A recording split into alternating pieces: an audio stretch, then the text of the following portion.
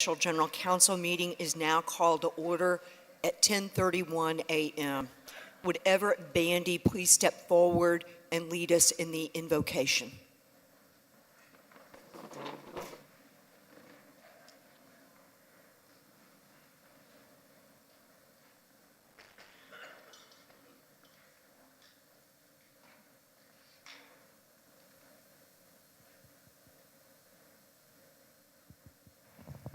Test. Entate Wakanda Ijinke, Humpade O-Guah-Pah Kishto, Hota Shkache Kombre Wakanda. I want you to bless our Quapaw General Council meeting that we're having today. We're going to be discussing changes to our governing resolution. This governing resolution's been with us for many years here, Father God, and it helps us to organize our government, and we're doing our best to follow it and try to see some prosperous, good changes for our people, and we're discussing these edits. So I just ask you to bless our discussions today, everyone that made their way over here, and bless all of our people from the oldest to the youngest here, Father God. And anyone that may be sick here today, I ask you to bless them in mourning here, Father God. You could bless them as well. Just be with our people today. I pray all this to you in the name of Jesus, amen. Thank you, Everett.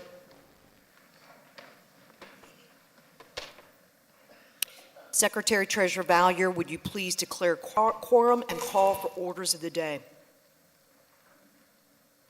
Madam Chair, I declare a quorum and a call for the orders of the day.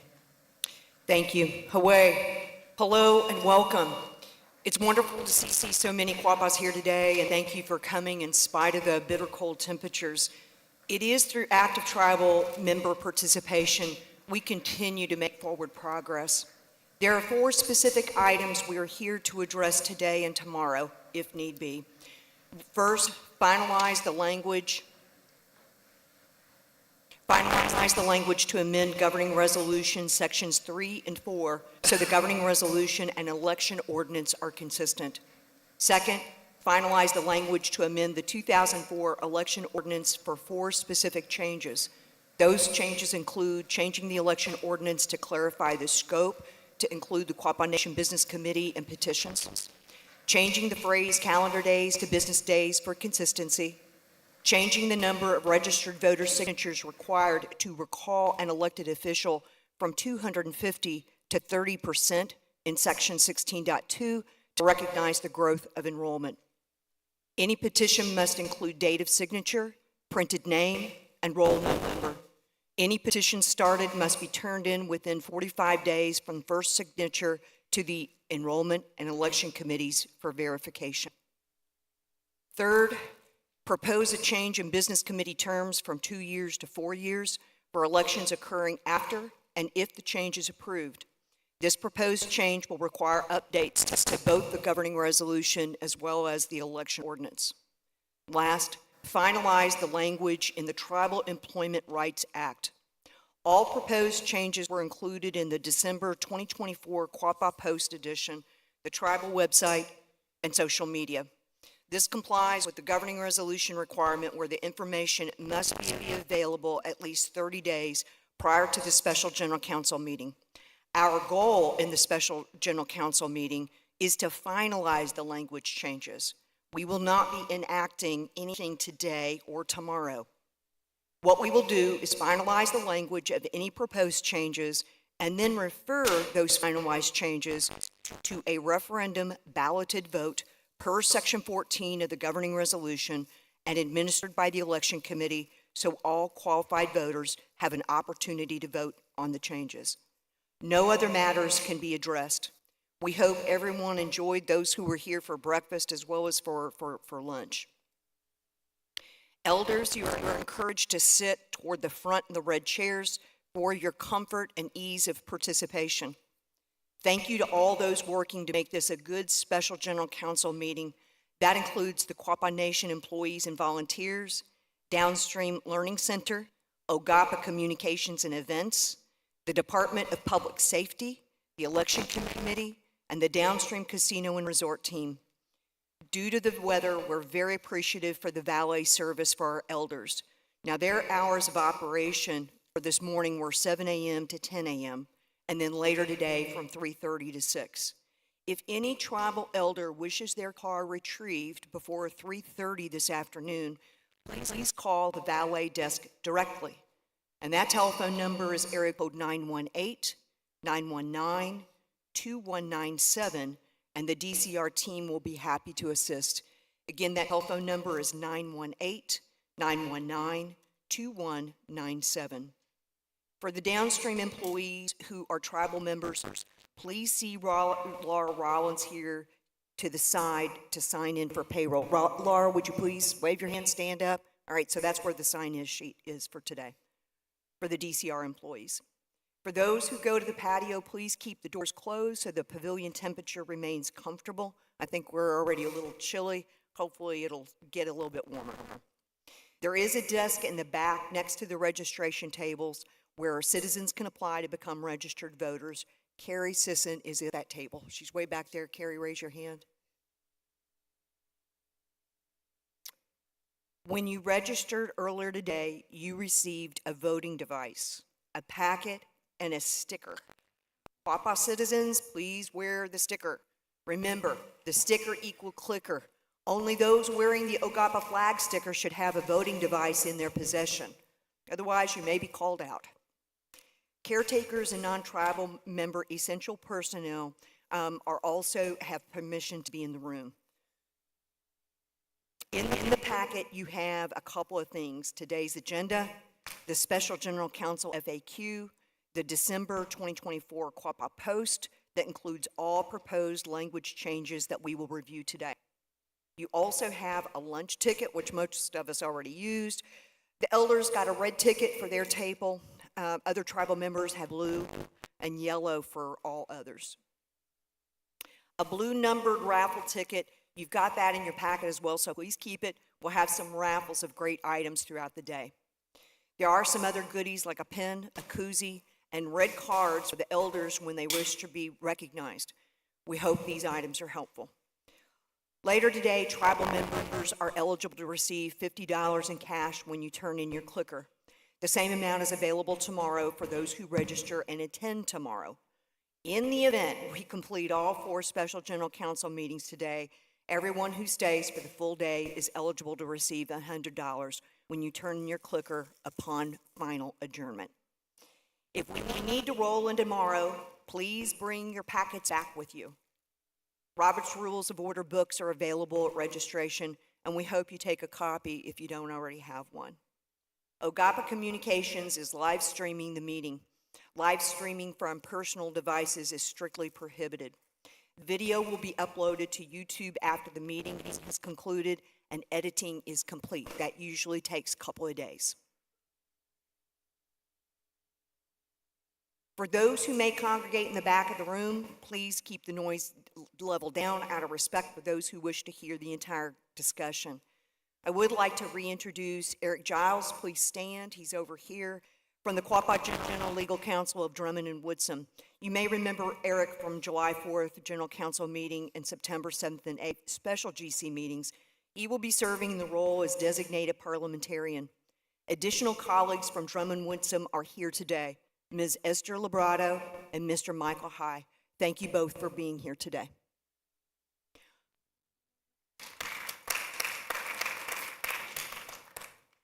Our goal here today is to conduct an efficient, productive, respectful, and constructive meeting.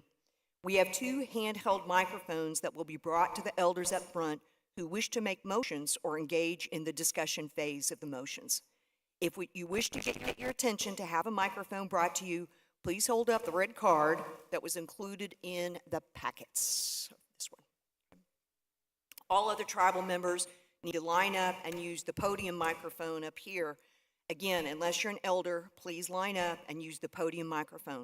You must be recognized to speak. When motions are made, the full text will be displayed on the big screen to your left, over here. Thank you, Austin Headley, for volunteering to cover this for meetings 1, 2, 3, and 4. Voting options will be displayed on the right screen and supported by the Election Committee and Mikhail Whitegrove. Thank you all as well. We hope you find it helpful to see the motions full text. Let us proceed with Special General Council Meeting Number 1.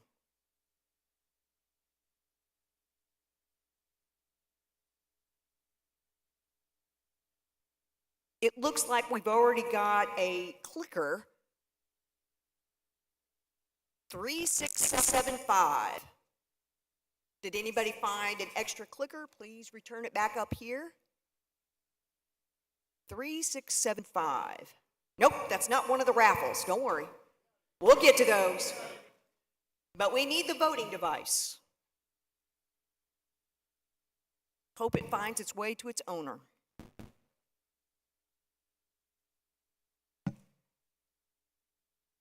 All right, so Special General Council Meeting Number 1, the purpose of which is to finalize language to amend governing resolution sections 3 and 4 so that the governing resolution and the election ordinance are consistent. Before we get started here, it is important to understand,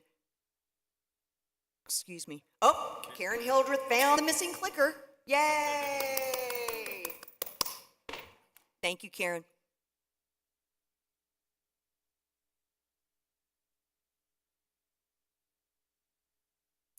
So what we're doing here today is a direct follow-up that we are obligated to perform coming out of the September 7th and 8th, 2024 Special General Council meetings.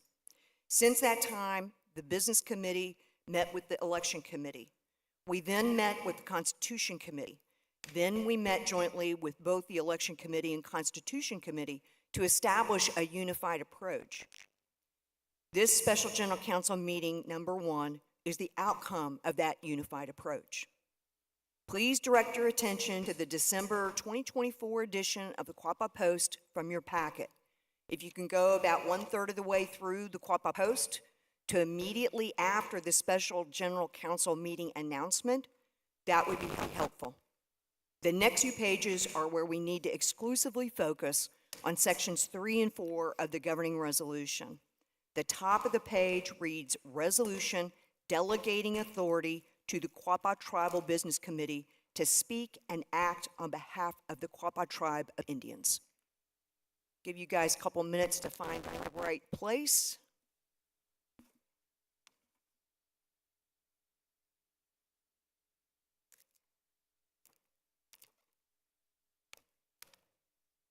So that page has a whole bunch of blue and red, okay?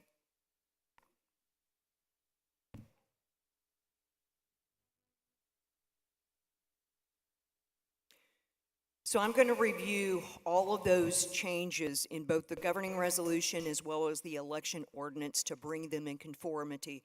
So please bear with me for a couple of minutes while I go through that.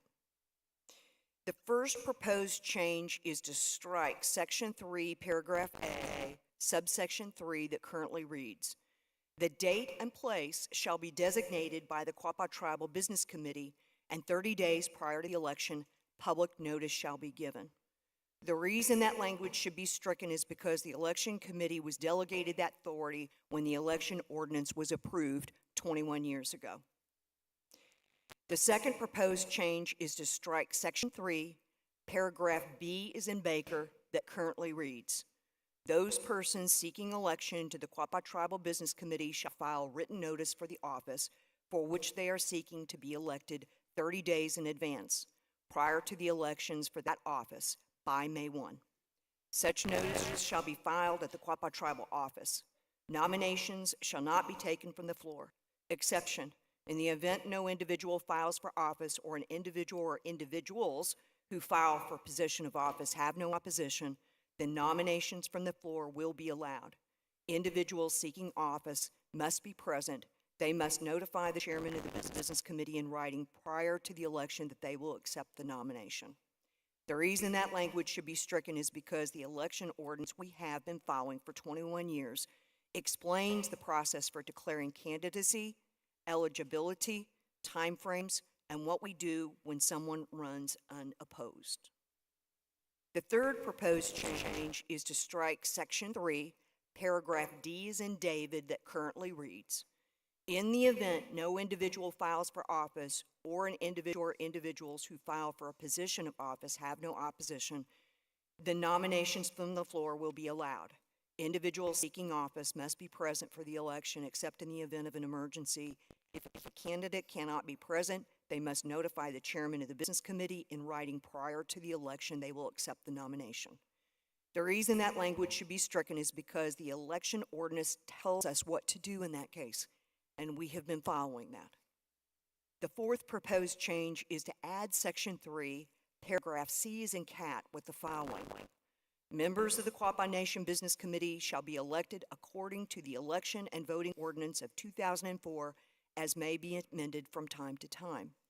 This addition to the governing resolution directs us to research and seek help from the election and voting ordinance of 2004 as amended for business committee elections.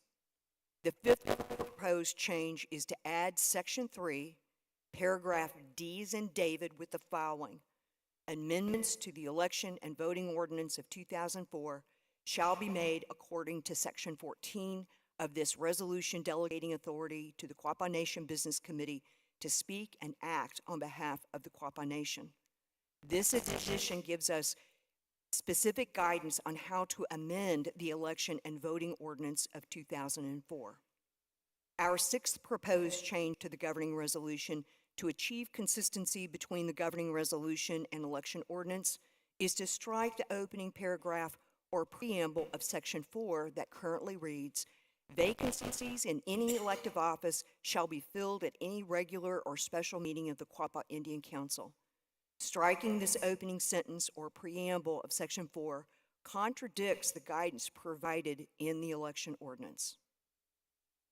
Let's now proceed to a few additional proposed changes also needed to the election ordinances to bring them into conformity. All right, in your book, if you page forward a couple pages, you'll get to the entire election ordinance. The first change to the election ordinance is to correct the numbering on what should be subsection 2.2 that currently reads as a duplicate of 2.1. So that numbering has been out of whack for all these years, and we're trying to get that corrected. And to add the phrase "or other location designated by the election committee," which is what we currently do. The proposed updated language would read 2.2. Polling place means the Quapaw Tribal Complex or other location designated by the election committee in Quapaw, Oklahoma. We have had to do that on a few occasions where there was another reservation at the community building and have had to move the election to other locations in the tribal complex area in order to conduct the election. The second election ordinance proposed change is to add the word means, M-E-A-N-S, that was missing from section 2.23. It would read, 2.23, registered voter, means a person of Quapaw blood who is duly registered to vote under the procedures set forth in this election ordinance. The third election ordinance proposed change is to strike the last sentence of section 4.4 because the governing resolution now tells us what to do in the event there is a grievance committee vacancy. That section reads, 4.4, any election shall relate only to the elective offices or to a petition. The last sentence should be stricken. Elections for the members of the grievance committee, unless a vacancy is being filled, shall take place at the General Council meeting of the Quapaw Nation and shall be had by nominations and votes from the floor. The fourth election ordinance proposed change is to strike section 15.2 because the governing resolution now tells us what to do in the event there is a grievance committee vacancy. That section currently reads 15.2. If a vacancy occurs for any reason on the grievance committee, the chairman, subject to the concurrence of the business committee, shall appoint a replacement grievance committee member to serve the remainder of the unexpired term. That summarizes the 6 governing resolution changes and 4 election ordinance changes to bring those 2 documents into conformity. Is there anyone who would like to make a motion regarding these 6 changes to governing resolution and 4 changes to the election ordinance to make these documents complement one another instead of conflict in certain circumstances? Remember, elders, please raise your red card so a microphone can be brought to you. All others, come to the podium, please. Is there anyone who would like to make a motion regarding these proposed changes?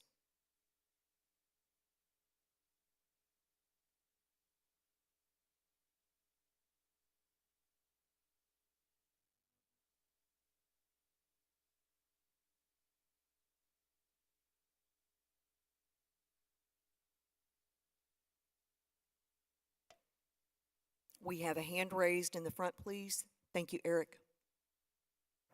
Microphone will be brought to you. And please state your name for the record. I am Grace A. Myers, and I suggest or nominate all changes be acted upon now. I just want to make sure I understood the motion properly. Were you recommending a motion to be made to adopt all the, or to finalize these language changes? Yes, ma'am. Is there a second? We've got a second.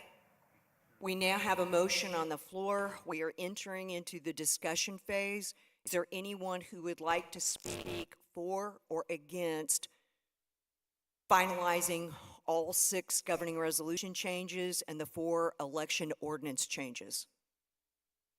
For those who are not elders, please feel free, come to the podium.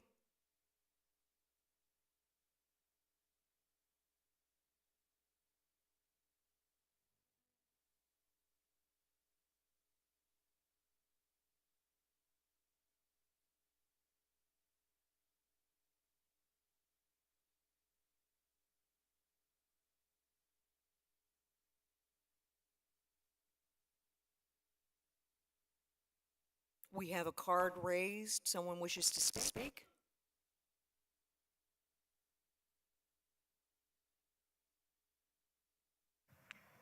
Stephen Crane. I'm just asking, I'm kind of confused on this. Can I speak on the petition? Is that correct? Can I do that? We're in the debate phase for the motion itself, Stephen. So I can, is that correct? Okay. I am speaking on the one and only ever ran petition that was successfully ran. It took 87 days to receive 286 completed verified signatures. The cost was $1,700. Kind of costly to run a petition by sending out 1,070 petitions. By increasing the numbers of signatures to 500 and reducing the days to 45 days will only tie the hands and take away the tribal members' voices. Excuse me, Stephen, I think what you're debating is actually going to be taken up in Special General Counsel 2. Okay. As opposed to 1. So just hold on to that comment and please be ready during the debate phase for Special General Counsel number 2. Today or? Yes, sir. Okay, thank you, ma'am. Would anyone else like to discuss the motion? Roman? Good morning. General Counsel. I got a question and a point of information. There were some proposed changes that were postponed to a time certain. What is the status of those? My understanding is that business is still in the Assembly's hands. Is that not covered with these 6 on the governing resolution and 4 in the election this is why ordinance? the point of information, because some of them, Section 2 is not addressed in the governing resolution. That is correct. These are just for 3 and 4. And Section 2, so to bring the election ordinance and the governing resolution into sync, Section 2 is still going to be in conflict with. Can you speak into the microphone, please? Section 2 is still going to be in conflict with the election ordinance, and it's not on the meeting. So I'm asking, are we going to, what's the status of everything that was postponed? Is what the question is. Could we get a microphone over to the election committee, please? I think I heard Julia wishing to speak.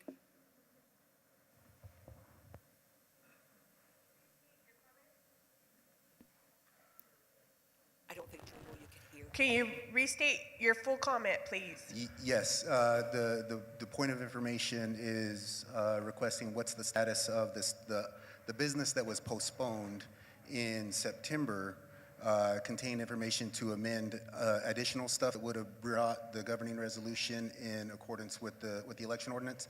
Some of that's not being presented here today, and if we move forward with what's being presented, Section 2 is still going to be in conflict. Section 2 of the governing resolution is still going to be in conflict with the election ordinance.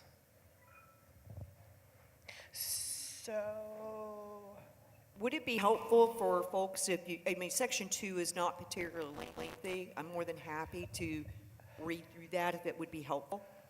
I'm assuming that due to that previous general counsel, we did ask for notification, the 30-day notification, correct? And then once that occurred, which I'm assuming it has, then we would also call for a general counsel for the Constitution Committee's section, the Section 2 that you're referring to, be edited, right? Isn't that how we were going with when we met? So, The request for information, maybe this is a parliamentary question, is what's the status of when business gets postponed to a time certain, what happens to that business?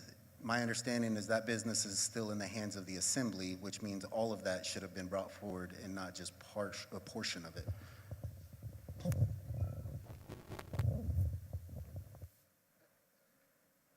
So if I recall correctly, that one item that you were referring, if memory serves me, there were 9 specific changes that the Constitution Committee was bringing forward September 7th and 8th, right? One of them, we actually finalized the language, correct? There were 2. So that language is already finalized. And then everything else basically got postponed. Have I got that right?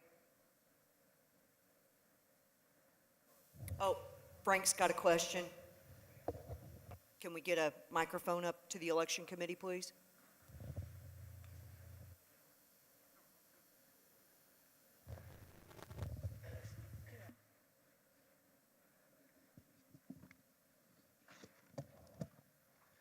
Okay, I wasn't here at the last meeting. Circumstances, I wasn't here. I apologize for that. Now, I'm not up to everything here, but my understanding is this is all about saying that our election ordinance and our governing resolutions are in conflict with each other. Well, I really don't think they are. Basically, when we adopted the ordinance in 2004, section identification, it says, this ordinance, also known as the Quapaw Election Voting Ordinance of 2004, is referred to herein as the election ordinance. The passage of this election ordinance shall repeal and replace any prior election laws relating to the Quapaw Nation. I think that kind of answers the question. Anything that was in our governing resolutions were gone when we adopted this. So there's no real conflict. And Section 2, this, I have to applaud all the people that worked creating this in 2004. This is not an easy thing to do. It was not passed the first time. It had to be presented several times. And this thing has endured since 2004, and the reason it has is because it's a good document. And, you know, we're just losing our common sense and bringing up technicalities on it. We need to get back to using common sense to decide what's best for our nation. And I don't see a conflict between our election ordinance and our governing resolutions. The election ordinance clearly states it replaces everything that came before it that was inside the governing resolutions. Now, does that answer the question?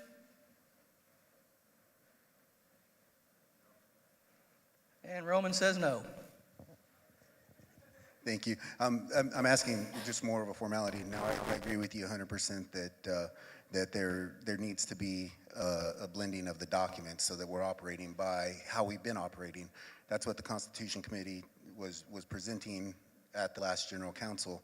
And what I'm speaking to is the formality of when something gets postponed at a meeting, that business is still in the hands of the assembly. It has not died on the table. It has not been discharged.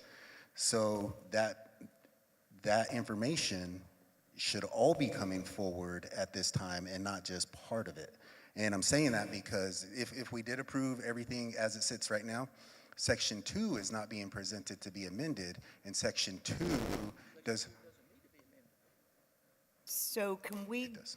this is a question, I think, a good parliamentarian question. Based on, and I know that the meeting minutes from the 9/7/98 Special General Council meeting have not been ratified, adopted by this body. Can we go back to the draft of those meeting minutes to review exactly where we left off at that time based on the specifics of that motion?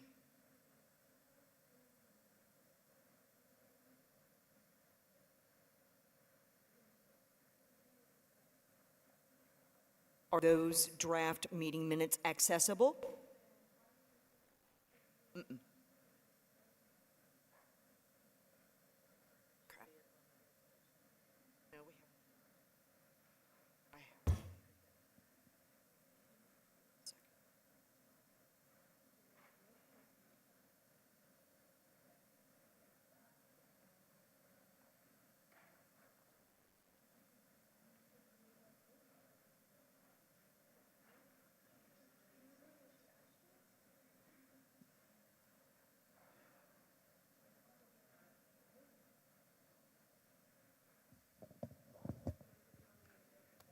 Madam Chair, what do we need to do to move this meeting along? Pardon me, I'm sorry.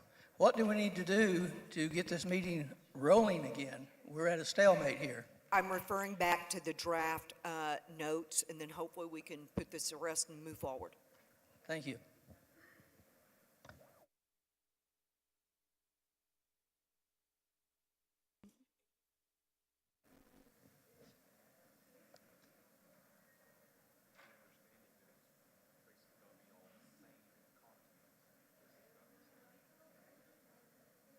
Right, because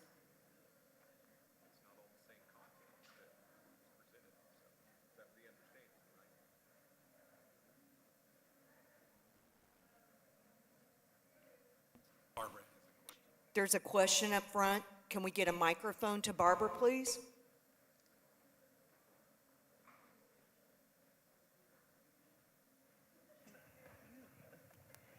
Hello. I'd like a clarification. One saying one thing and one saying another. If this was put on the table in the draft, then a motion can be made to bring it off the table, then it'll be eligible for the next step, for the Indian Council to vote on it. So I think the way this was phrased, it was either a request for information or a parliamentary inquiry, which makes it eligible. You can interrupt at any time at that point, and then ultimately the chair must rule. Have I got that right, parliamentarian? He's still looking.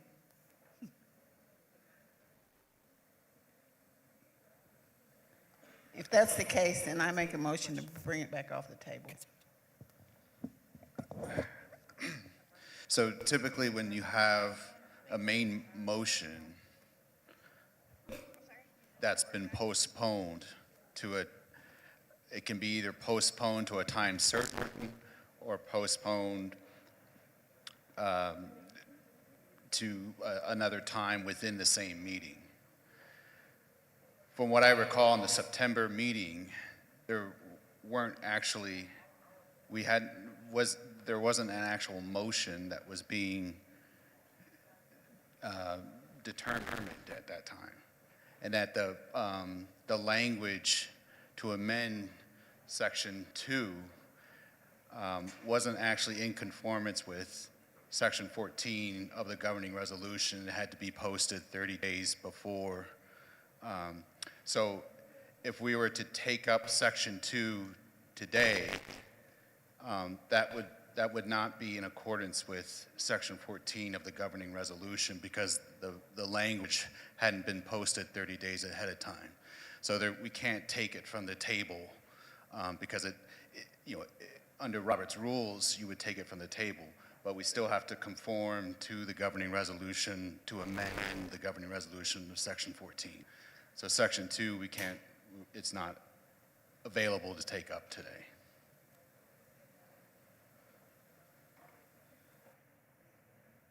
Can I get more information before you step away, Eric? So there were 9 items that were on the agenda. 2 of them were addressed. 7, those following 7 items were postponed to a time certain, postponed to 30 days. Notice had been given, right? And in consideration, we're starting to consider other items, but not all of those items that were in consideration. So that's where my question is coming up.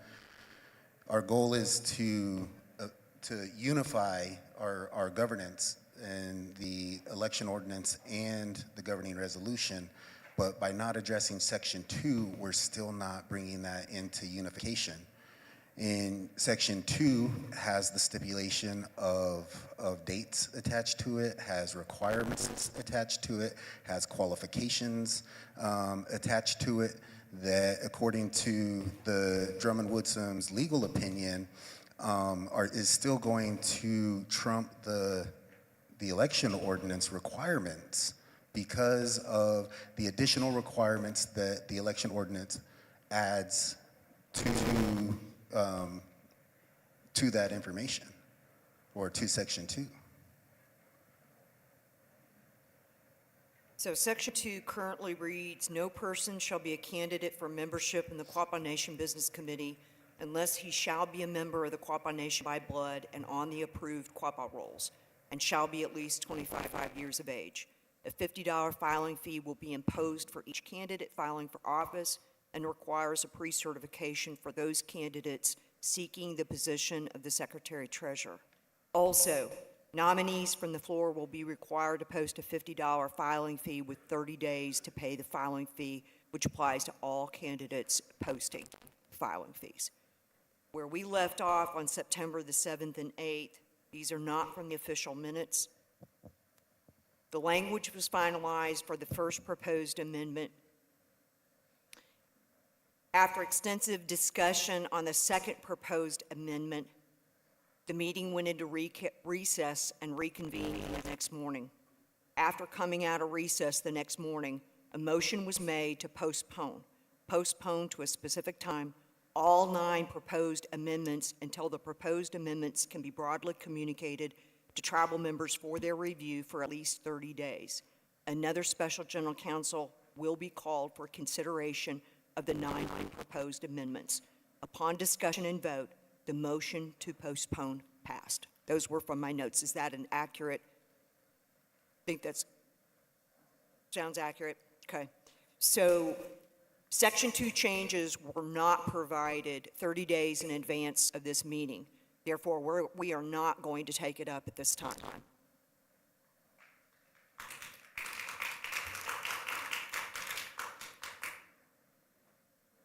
Can you read that one more time, the recap? The notes? Recap one more time? Yeah. The notes? Yeah. Okay. My understanding is if that was the intention, that this meeting is out of order because when we were told that when we voted to postpone all 9, our understanding was that all 9 would come back. And when all 9 don't come back, that means that this call would technically be out of order and not in congruence with what was postponed, because that is what was agreed on. And all 9 are not back in front of us today. That is correct, and that's the reason that we sat down with both the Election Committee, the Constitution Committee, and then jointly to come up with a unified approach. At that time, we asked, is everybody okay with that? The response was yes, after rigorous discussion, and this is where we landed. Not including the original 9. Our response was that what's being proposed is in addition to those 9 items. And those 9 items are not in front of us today. Correct. Those 9 items are not in front of us today. The overlap between the two, I'm not aware, but it definitely doesn't address Section 2, Roman.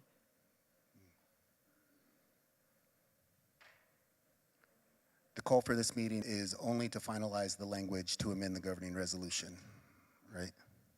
Yeah, to get the 2 documents, the governing resolution and the election ordinance, into conformity. That's special general counsel 1, and then there are 3 more meetings afterwards. I just wanted to be clear about that. To amend the governing resolution, it's going to be a different, and I'm sorry, everybody, this is, what we're talking about is formality, right?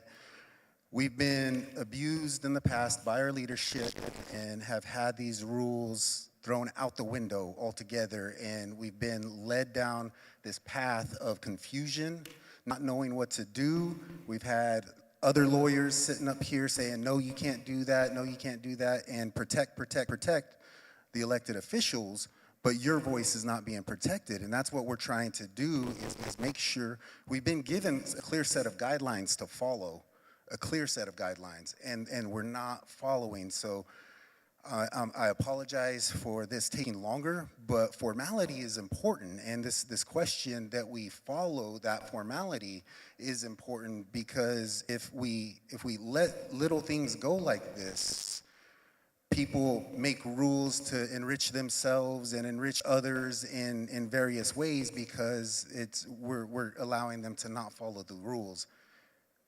So forgive me, I'm sorry for bringing this up in this way, but this is why it's important, because we can't just do things half-assed. Sorry, excuse my language. We can't just do things half the way and then wait for things to get done on another time, while the whole point of what we're doing here is to follow the darn rules. That's what the Constitution Committee is trying to put forward, is so that we could have a clean set of rules to follow. And now we only got half of them, which still puts us in the position to have a mess on our plate come election time.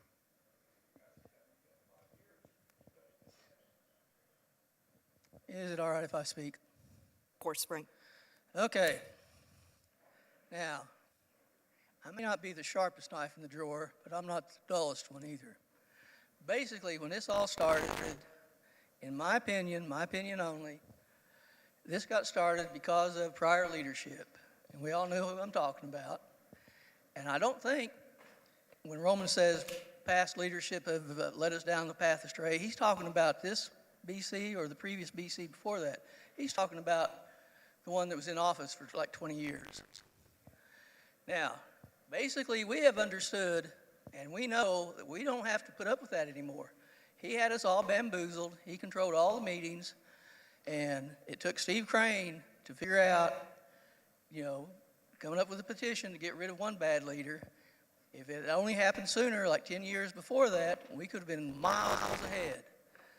Now, in my opinion, the Constitution, that sounds great, but we've been operating with our governing resolution since 1956, and we've only had one really bad, super bad leader since then. One we could call him not so good. But in all, it's been working very well. Our election ordinance was created because the tribe was increasing in population, and we needed to have that to make the elections fair to everybody and make it where anybody in the country, no matter where, would have the opportunity to vote. A lot's been said about the election committee not wanting people to vote and how we're denying 4,000 extra votes to be there. We're not denying anybody anything. All they have to do is register to vote. I mean, come on, we're all adults. We have to register for everything. You have to register to get that meat the tribe gives us. You have to register to get a driver's license. You have to take the test. You have to register to vote in any kind of election there ever is, except on our ceremonial elections. It's not a secret vote. Everybody's here in the same room together. Everybody talks amongst themselves. It's not secret at all. You don't have to be registered for that. Our other ones, to me, this is a ceremonial vote. This is where we, the people, get to voice our opinion. Everybody. Nobody has to be registered. They just have to be qualified. Be qualified, you just have to be 18 years old. Now, when we come to our ballot votes, that's a whole different situation, folks. We need registered voters there. We need some way to keep that election valid. And the only way to validate that and make sure people get to vote more than once, twice, three times. I don't think that's happened since they come up with the election ordinances. It is almost foolproof. Haven't figured out a way for a single person to file more than one vote and be able to get away with it with the system we've got. But that's off subject a little bit. That'll come up later on another meeting we're having today. But get back to this. It clearly states when we adopted the election ordinance, everything prior to that that was in our governing resolutions, it was canceled. Election ordinance took precedence over all the elections. They are the new election laws. And by golly, we got definitions. We got stuff that covers everything. I don't know why we're having such a big problem with this, having this split with this. Yeah, the Constitution Committee, that's a tough job. Romans took a job on that's through thankless. When I got into the election committee, I was told, well, we're kind of treated like stepchilds of the tribe. Well, they got the same deal. Basically, we're here to serve you. This is our meeting for us. We're not trying to take anybody's voices. But we don't see any sense in spending a lot of time arguing over the same thing, which is just repetitive, just over and over and over, and does not get anything accomplished. That's all I've got to say on the subject. Mikhail?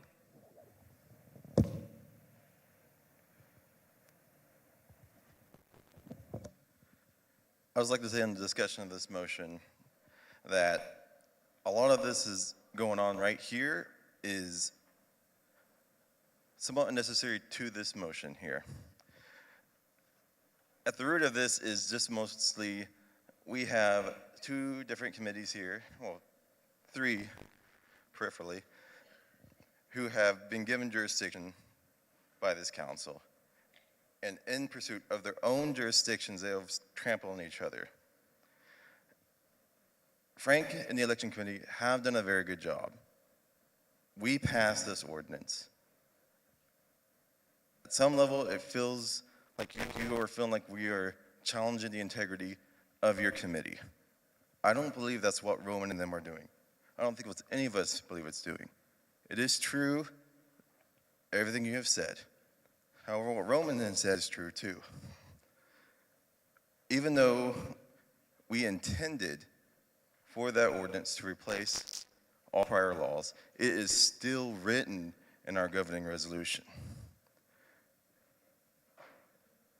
I don't know the legal ramifications of this, but I can say that the fact that Roman and other people are interpreting it differently is evidence and known that it is a violation of the integrity of our law that is still written this way. I know there are other amendments that Roman wants to get pushed. They're not on it today. I don't know what the Business Committee's intention was just to have these few motions today, but I can say already with the amount of time we spent on this one, what they have put forward is already ambitious for these 2 days. Bringing all 9 at once would not be a realistic option. Therefore, I wish we could speed along, get these motions, and then after these are concluded, move on to the other ones that are intended to be brought up. Thank you, Mikhail. I would like to, well, we've got somebody else raising their hand.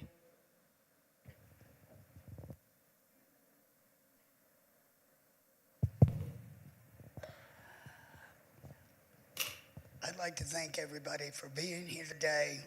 I know we've all got places we'd rather be than sitting here, but thank you for your interest in the tribe and in our governing resolution, each and every one of you. My problem with the election ordinance has always been the way it was adopted. Under the hierarchy of law, you cannot amend a lesser document, amend a higher document by amending a lesser document. And that's what we did with the election ordinance. We attempted to change the governing resolution by saying, we're going to change this document and not the governing resolution by this document, we're going to change the governing resolution. So that argument, to me, is just invalid to begin with. I would also like to thank the election committee for all the work they've done. I know you guys have had a hard row to hoe from the very beginning. And you've done a dynamite job with trying to get everything together and keep it together.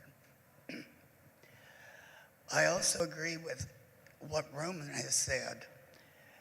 And this is the time and this is the place to make these changes and get our organizational documents together and get them straightened out and coordinated. And I want to thank each and every one of you for your vote and your being here to do it. And I hope that we can get our election ordinance in line with our governing resolution. Thank you. Thank you, Linda Kay. I would like to make a recommendation on how we proceed considering the request for information. I don't have the motion quite right, Robin, that you made earlier. The fact that the previous 9 were, the motion was to postpone all 9, and they are not included in this. We cannot bring it up today because inadequate notice was provided. If we included those, and honestly, I think it was a miss, none of the Section 2 changes are included in what was communicated to tribal members in writing at least 30 days in advance of this meeting. Therefore, we need to stick to the content that was provided 30 days ago and recognize that we've still got unfinished business that needs to be tended to. I mean, that's just the honest point. So I suggest we go back to the motion that Ms. Myers put forward and continue that discussion phase. We have another question. My name is Karen Cummings. I have a question. How can we go through the rest of these if that previous one isn't included? Because it seems like we're out of order with the way that it's written on there. We're skipping the first part. So how can we go ahead and do the rest of that if we can't do the first part? Others are welcome to chime in, but each one of these changes are pretty, the Section 2 changes are completely different than the Section 3 and 4 changes, just based on the underlying content. The messaging and what it actually expresses is quite different than what Section 3 and 4 state. Does that make sense? They're kind of independent of each other. But yet, aren't we asking to change the length of time for you all to be in office? Not in this particular motion. This motion, it strictly pertains to at least some, not all, but that's what we've learned, some of the differences, the contradictions between the governing resolution and the election ordinance in order to bring them into conformity. The terms is in Special General Counsel 3, and we have not taken that matter up yet. Okay. And another question, too. Before we, as the General Counsel, made some of the decisions, and one of these, this is asking that that be given over to the Business Committee. Is that correct? I'm sorry, can you restate your question? I'm not sure I'm clear. Some of the things that were supposed to go out for us to make the decision in the General Counsel, in one of these, is it not being given to the Business Committee to make some of those decisions without the General Counsel? I don't think so. Are you guys aware of anything that? Delegating authority to the Quapaw Nation Business Committee to speak and act on behalf of the Quapaw Nation? That's what the current governing resolution states. Okay. All right. Yes, ma'am.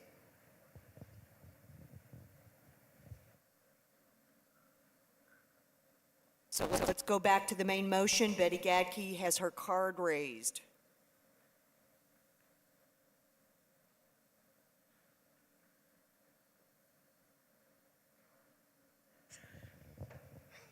Okay.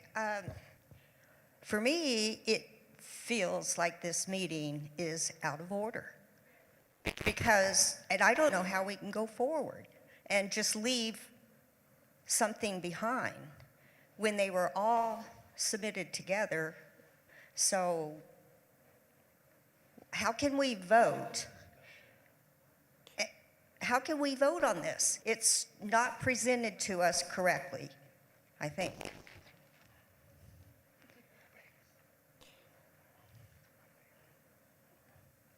So nobody's getting forced into anything. There's always an option Okay. to basically take that motion that was just made and it was seconded to lay it on the table. So there is, it's up to general counsel to determine what, if any, changes in the language that you wish to finalize to send to a balloted vote. If you're saying that you don't want any of these changes to kind of reach a final enough state so that it goes to a ballot, that's clearly the choice of the Quapaw Indian Council. So I make a motion to lay it on the table until Section 2 catches up. Would that be, technically, would that be a postpone or a lay on the table, Eric Giles, parliamentarian?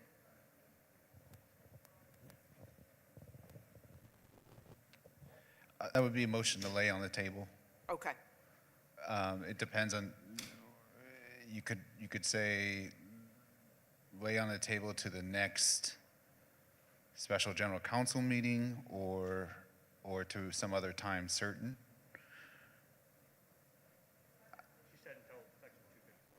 Let So- Betty speak so that she can, specify her motion. Well, yeah, and just to clarify that even though you would put this following Robert's rules, you still have to follow governing resolution section 14, amendments to the governing resolution.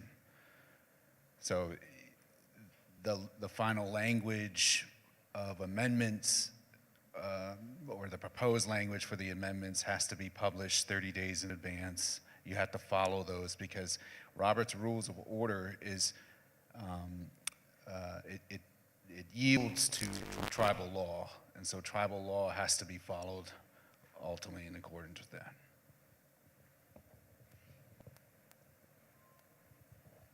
So can today be day one for the next 30 days and we'll come back in 30? Yeah, if we table this meeting, we have to come back to it. So Betty, is your motion to, Lay it on the table for now and give 30-day notice and let's come back in 30 days. That's my motion. all right, that particular motion requires a second. Is there anyone who wishes to second that? We see a hand. We've got a second. We are now, that's not debatable. I don't think no, that's not debatable. We go to the vote as to whether we want to lay these on the table. A simple majority vote wins. The motion is not debatable. Once something is laid on the table and it gains a second, there's no discussion phase. We go directly to the vote. Yeah, you got the runaround. They kept you busy. Maybe that's what I should do is just walk up and down the aisle. The original motion that Ms. Myers made, Yeah, listen, that motion has a sub-motion to lay it on the table, and that's what we're addressing. Have I got it right? right across from me, just parallel, straight across there. Oh, there.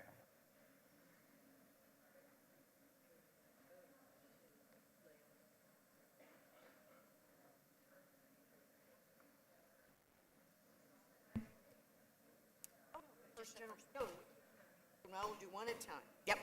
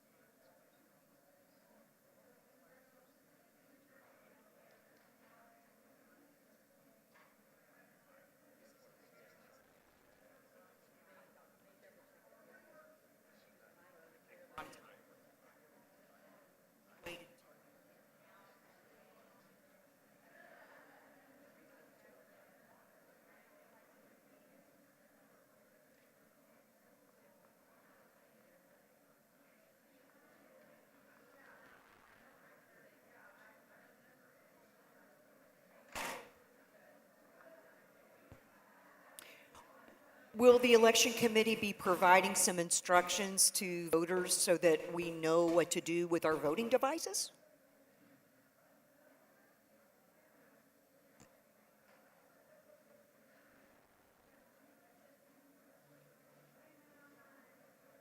Sorry, Frank. Demos need refreshers. Thank you, Frank. Okay, our favorite thing, we love them or we hate them. They work or they don't. We know down there in the right-hand corner, you got the little power button. Push that. Turn it on, it should say welcome. Well, mine actually says welcome. And it shows I've got a full battery. So basically, everybody's device power up. Normally, we've done this so many times in the last couple of years, it's usually it's going to be a 1 for yes, 2 for no. We'll see what we come up with. But if anybody has a device that does not power up, hold up your hand so we can assist you, trade it out, whatever it needs to be done.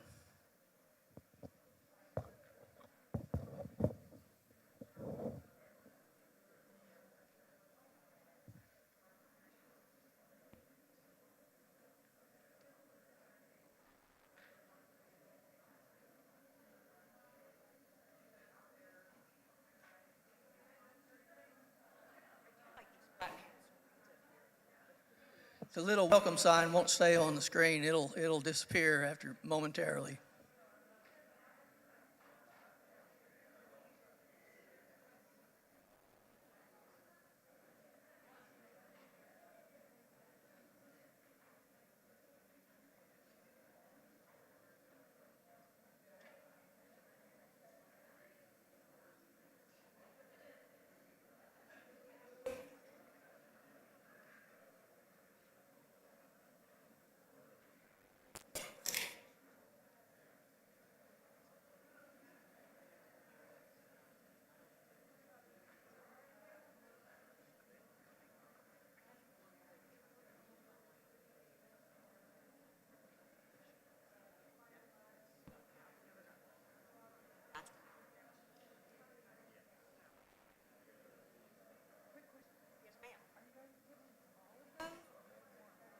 Especially all the content of special general counsel. Okay, we've still got 2, 3, 4. Okay, so we've still got more wood to chop. Okay.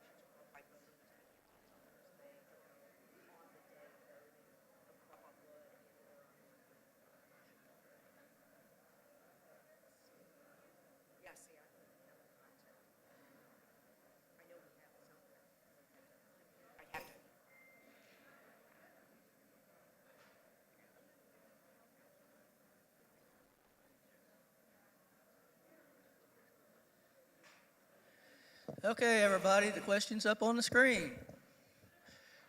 Basically, well, I can't see it. Speaker in the way. We're going to take a vote whether to table for 30 days first general council meeting. 1 for yes, 2 for no, 3 for abstain. And everybody already knows how to do it. Look at them numbers going up.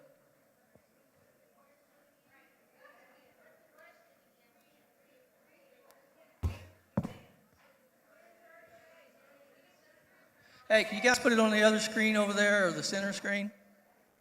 No, it's only going to show up on. Well, a bunch of people can't see it because the big speaker's hanging down. Oh.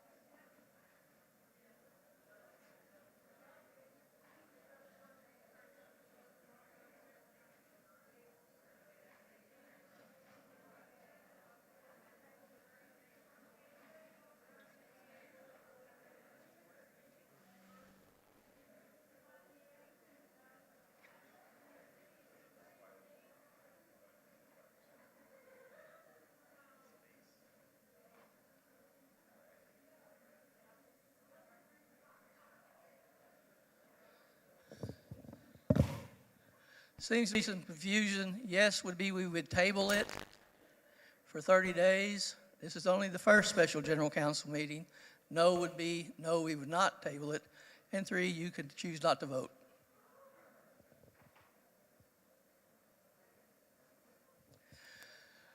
I would like to thank the ones that braved the cold to come out this morning. It is very cold, and it is hard to keep it warm in here, especially if the doors stay open.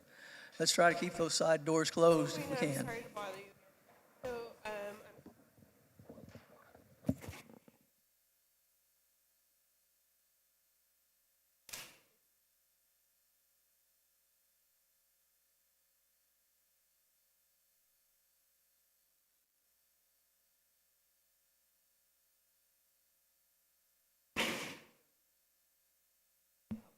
While we wait, we're going to do a raffle. If you could pull out your blue ticket, please. okay, I'm ready. Has everybody got their blue ticket handy?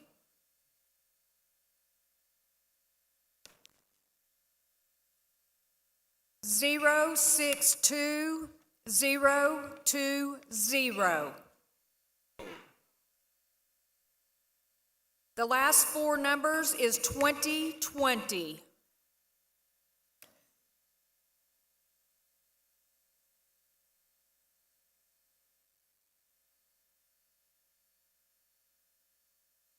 Zero 62020.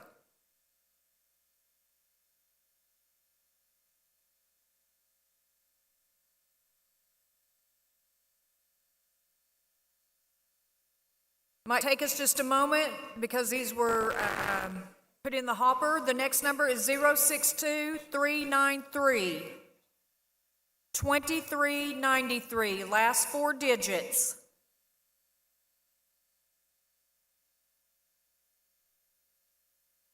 Keep them coming, man. We went through this last.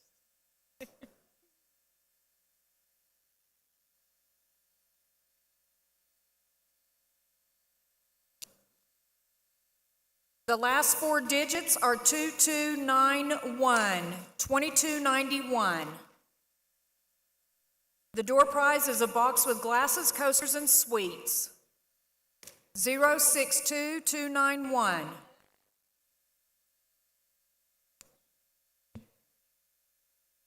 No screams in the crowd. We're going to move on. The last 4 digits is 2147. 2147. Last 4 digits. Yay!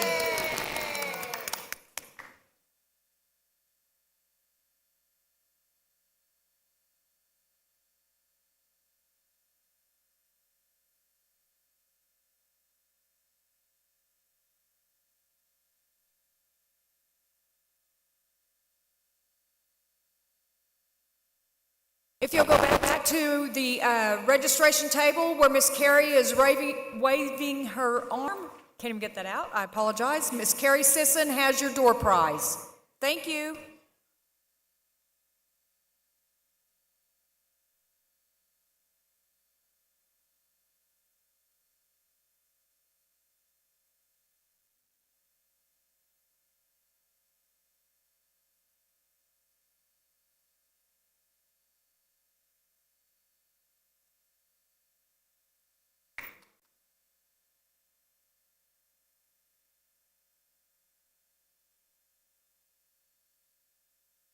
Okay, so it looks like the motion to table for 30 days, the first special general council meeting, won by majority at 52.7%. So special general council 1 is now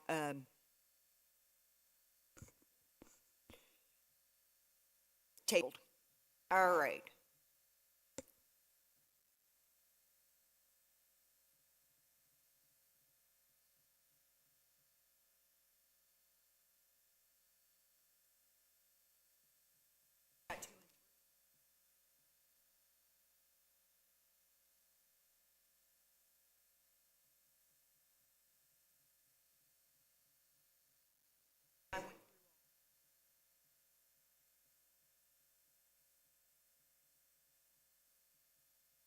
All right, folks, so we're going to go ahead and entertain a motion to adjourn Special General Counsel number 1. Motion to adjourn, great. Is there a second? Yep, we've got a second. Okay, all those in favor of adjourning Special General Counsel meeting 1, please say aye. All those opposed? All righty, we're just going to roll right into Special General Counsel number 2.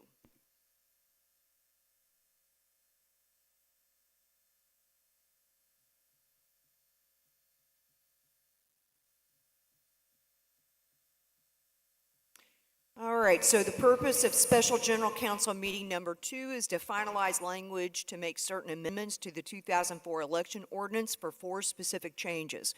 Those changes include, first, clarify the scope to make sure that it includes the Quapaw Nation Business Committee and petitions. Second, changing the phrase calendar days to business days for consistency. Third, changing the number of registered voter signatures required to recall an elected official from 250 to 30% in Section 16.2 to recognize the growth of enrollment. And fourth, any petition must include date of signature, printed name, and roll number. Any petition started must be turned in within 45 days from the first signature to the enrollment and election committees for verification. At this point, I would invite the election committee to provide additional descriptions on these. I did want to share with everybody that the entire election committee proposed these changes. It does not represent the full complement of all changes they wish to bring forward to the Quapaw Nation, but it is a really good start. Just as a primer, want to make sure you all know, in addition, all references to tribe have already been replaced with nation per approval of the Quapaw Indian Council and a balloted vote back in 2018. Frank Frazier.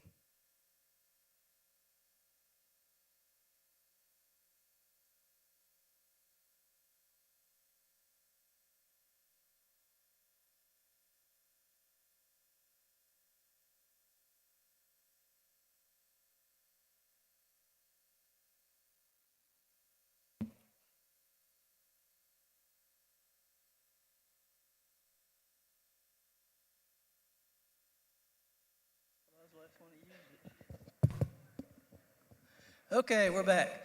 We have a PowerPoint presentation up here. Now, we realized, this was created in 2004. It served a really good purpose, but we've noticed some inconsistencies in it that even us as the election committee realized that, and we've heard through the years complaints from different people. So instead of trying to rewrite the whole election committee like our governing resolutions was done to, we just proposed these small changes to start off with, and in each coming election cycle or our annual elections, we'll propose something else until we get it to the point where everybody's happy with what it's saying. Well, not everybody can be happy. You can never make anybody happy, not 100%. But if you look up here, we have our proposed changes, and Mikhail will run the PowerPoint for us. First one up is just a wording change. And basically, in our original wording says, hereby establishes through this ordinances the policies and procedures by which elections for the Quapaw, and I'm going to say tribe or nation here where it says tribe, nation shall be conducted. We want to change that to hereby establishes through this ordinance the policies and procedures by which elections for the Quapaw Nation Business Committee shall be conducted. That's the first thing we want to change. Basically, it shouldn't offend anybody because it doesn't really affect anything. Simple. Okay, Mikhail, let's roll over to the next one. To what? That's the very first paragraph of our election ordinance. Yep. The second one, what we'd like to propose to do, and this really affects us, the election committee, more than it does you guys. It makes it really hard for us when we go figuring out the timeline for elections when we have to deal with calendar days versus business days. I know it sounds like something really very trivial, but it does really affect our timelines and how we create them. So what we would like to do is propose changing the use of the words calendar days to the words business days in the 2004 election ordinance to avoid confusion. I mean, it's a real simple, easy one. It'll make it a lot easier for us to figure out our timelines. It'll make it a lot easier when, realistically, people decide to run as a candidate. Most people never look at the election ordinance. I could probably ask people to raise their hands who all has read our election ordinances, and more than likely it's just going to be the people that's ran for office before. If you're somebody that just likes to read a lot of stuff, I applaud you for it, because it could be pretty boring. It gets pretty technical and everything, so this will really help us, the election committee, to help the nation. Okay, that's the second thing we'd like to change. The third one is, we would like to propose changing the number of registered voters required to recall an elected official from 250 signatures, make that 30% of registered voters. This, as it says in section 16.2, 250 registered voters, at the time when they created this, that was probably maybe 50% of the registered voters at that time. And we're just asking for a percentage, because that way, every time we have a population increase, we have a voter registration increase, it'll reflect the number of people that have to dedicate themselves in order to make a change with a petition. Shouldn't be a biggie. So 500 is only 29% of our registered voters, and right now we have a little over 1,700 registered voters. So that's not too bad. Okay, Bill? And fourth, the election committee would like to propose adding a timeline for any petition started. We propose that any petition started must be turned in within 45 days from the first signature to the Enrollment and Election Committee for verification. Petition must include date by signature, printed name, and roll number. Now, I know some people are thinking 45 days, that's not long enough. Now, we're not saying when you decide to make that up, you only got a 45-day time limit. We're saying 45 days from the first time you turn in some signatures. When you turn in that first page of signatures or whatever, you got 45 days, the clock starts running to get that other 30%, the rest of those required voters, turned in. Basically, 45 days, that should be ample time if it's a good subject that needs to be taken care of, and you got a strong person that's running that petition. Okay, now, these four things is what we'd like to change at this time. But this all depends on you guys. Like I said, this is our meeting. We are the nation. We are the people that's controlling this. If we vote, all we're asking for is to have you guys give us permission to put that on a ballot form. If between now and then you decide, hey, I don't like that one or I don't like that one, you just vote no. Simple as that. It will simplify things and make it quicker. We're not going to sit here and try to go 1, 2, 3, 4, changing language, doing this, debating and all that. Pretty simple. We don't want to take up a whole lot of time. It shouldn't have to take a whole lot of time to do this. Now, do we have any questions? Yes, Bill. I think we're going to business days on everything. I know it. So we forgot to put that. We will make a note, and we will put that on the ballot. Make a note. Frank, have you made a motion? Yes. Make a motion. Would somebody make the motion to change that to read 45 days, put that 45 business days? We have a motion from Bill. We need a second for that. And Rick put his hand up. He seconds that, to change that from just 45 days to 45 business days. Now, business days makes it a lot simpler because we are putting in a lot of holidays anymore. The federal government's just making holidays like crazy. So I'm a little confused about where we are right now. So did you already make a main motion for all four or just one of the four? Okay, you can tell I'm not a politician. Yeah. Okay, I need somebody to make the motion to accept those, to put them on the ballot for our annual election. And do I need to make Bill's motion as a secondary motion to amend amend 45 days. Because to I state haven't that- recognized a motion on the floor yet. That's why I'm trying to kind of get it all Okay. together.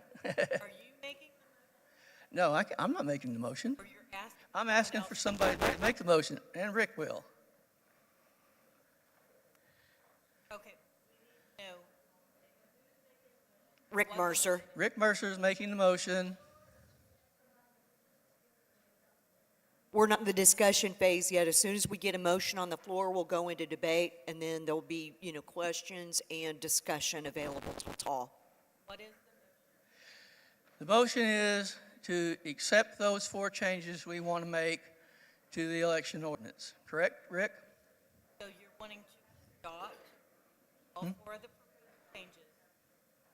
It's to finalize all 4 proposed changes. Yeah, it's finalize all 4. All right, is there a second? Okay, we have a second from Bonnie. Bonnie We have a seconds. motion on the floor. We are now in discussion. I see multiple people got their hands raised. 1 over here and 2 over here. Oh, another one in the back.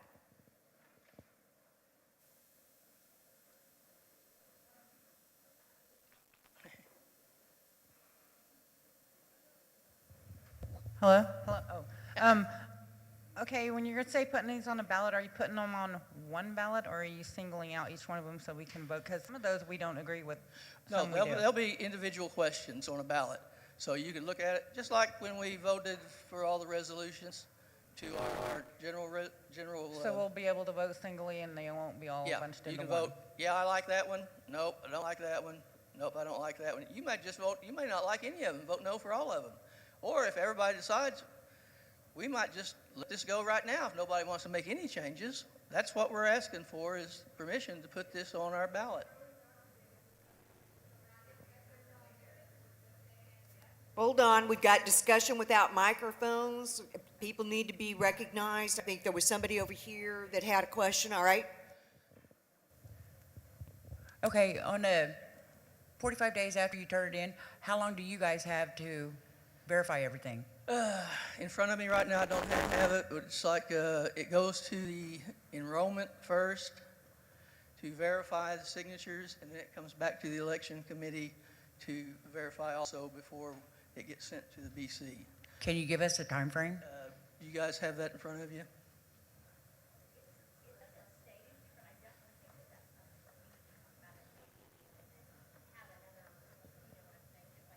Yeah. Evidently, that's something that we did not think of. So we will have to have another meeting and present it to you.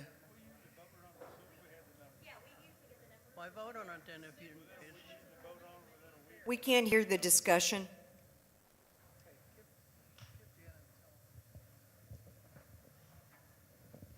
Generally, when a petition is turned into us, we immediately call a meeting within our committee, and within that, 5-day week, whatever it's turned in, we meet on it.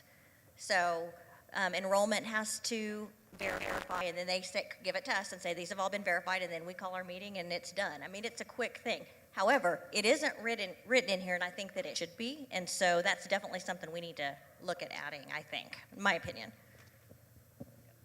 Okay, we had another question over here. Go ahead.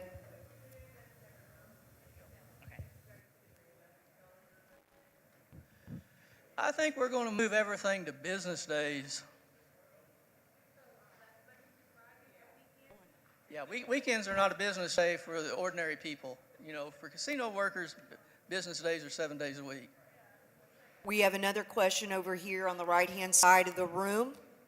Yes, I had a couple questions. Sure. The first one on 30% of registered voters. How many registered voters do we have? At this point, we have a little over 1,700. How many voted in the last election? Hang on a second, I'm sure one of them.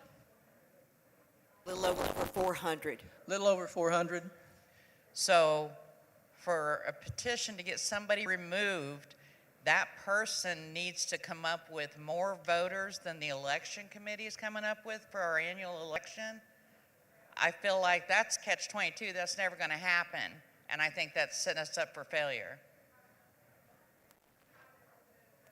Well, I don't really agree with that. As we grow in population, we're going to get more and more voters.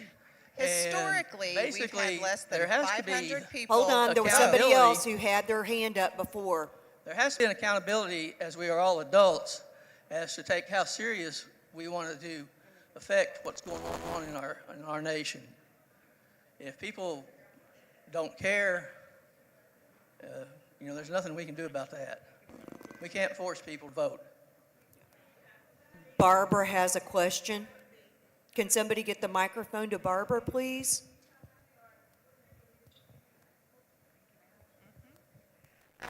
Well, one of my questions was answered about doing them individually, because there may be some that somebody don't agree with and some that they do. Also, on the one that has about the roll number, where you were just wanting, Petitions. the petition must include date by signature, printed name, and roll number. Yes. Okay. There are Quapaws that can vote on things that are Quapaw by blood. They're not going to have a roll number. They still have a QB number, though, because they come in and vote at our annual elections. But the wording says roll number. So that's just my, if you don't have a roll number, then according to that, you would not be able to vote because or sign it, because you'd have to have a roll number. I mean, it's just technicalities again. Get it right the first time. Throughout the election ordinance, there's a reference to many places where it's just days. It doesn't reference business days or calendar days. And are all of those is it assumed? Are we just assuming that those are getting amended also to be business days? Well, we're talking about our annual elections is what we're talking about. And most of those are either covered by calendar days or business days. I don't remember seeing any of them in our election ordinance where it just said days. 120 days under petitions. It's in 120 days. That changes us from 4 months to 6 months. There's the number of places where days identified. That's not specific. 30 days. Yeah, I assume we're going to change everything. If it says days such as, we're going to go by business days. But that will also allow us to be able to adjust our timelines too, where it won't be quite as long, because there are other changes that we see in the future. We're going to shorten some things up. These were just the initial 4 items that we would like to propose to people. And it's up to you guys. If you don't like what we're proposing, you don't have to accept them. Virginia? Yes.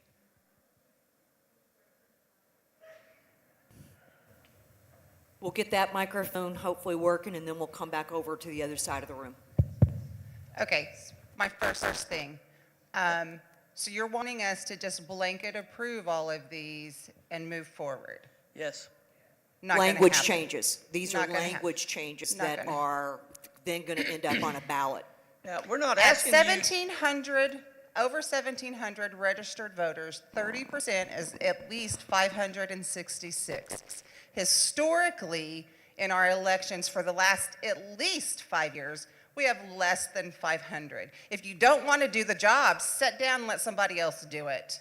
And that's not directed at you personally. It's a statement in general. You can Right. disagree. I don't have a problem with that. The other thing is, if you're going to put something before general council, and here we're already finding numerous things that need to be corrected, it's not a complete document. It's not ready for general council. I make a motion that we table this until the election committee actually has it all together.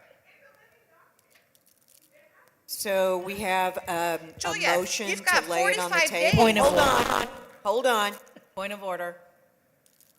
Virginia just made a motion to lay this on the table. Is there a second? We have a second. That motion is not debatable. We're going to the vote, folks. Well, like I said, this was just something that we was wanting to propose. It was your Point of guys' order. option. We have a motion. We need to have a second. We have a second. Well, I didn't see the second. Not debatable. The motion to lay the topic on the table is not debatable, so this now needs to go to a vote if we want to lay it on the table or not. So this goes to Discussion's the vote. closed.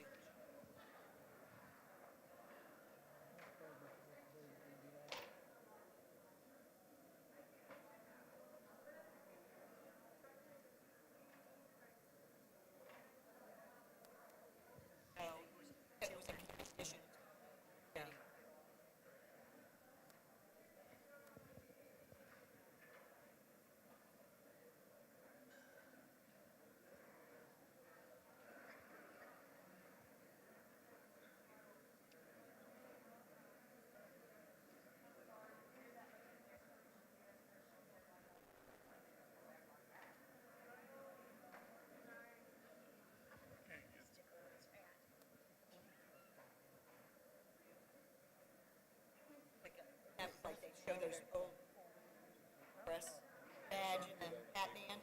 Yeah, that's what I thought was.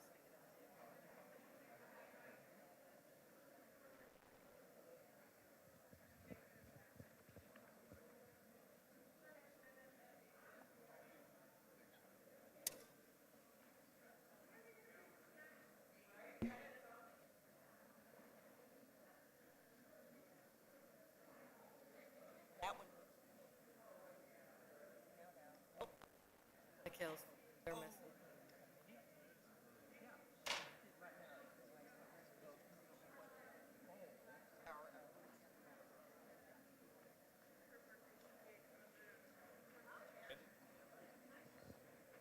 Oh, yeah, there's a special GC too.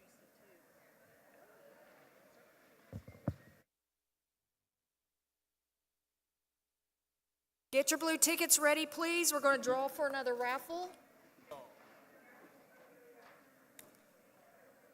Last four digits are 2003. And this is for a White House 2024 Christmas tree ornament and a Senior Games t-shirt and folding chair. 2003. Sounds like we got it. Sweet. Okay. Christina, just see Carrie Sisson in the back and she'll get that for you. Thank you.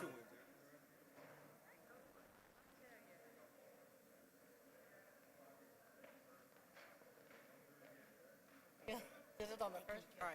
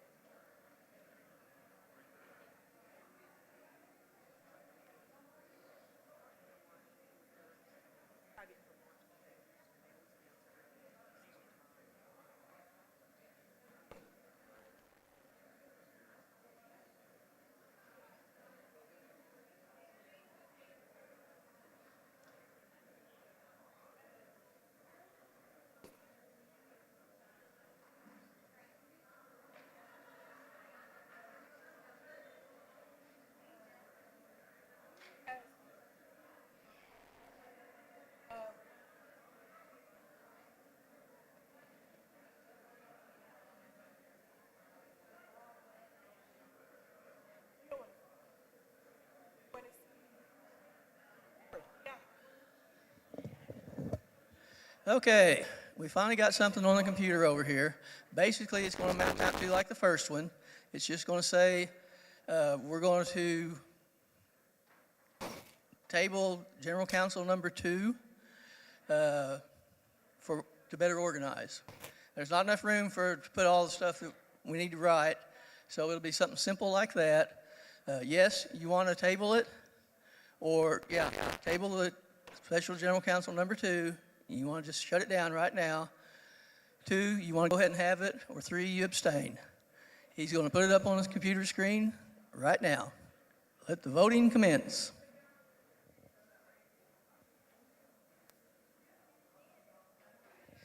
And if you can't see it, it's 1. I know, the big speaker's in the way. Basically, it states, motion to table second General Counsel meeting to organize. 1, yes, you want to table it. 2, you want to continue the meeting. 3, you want to abstain. Basically, just exactly like the first one we did.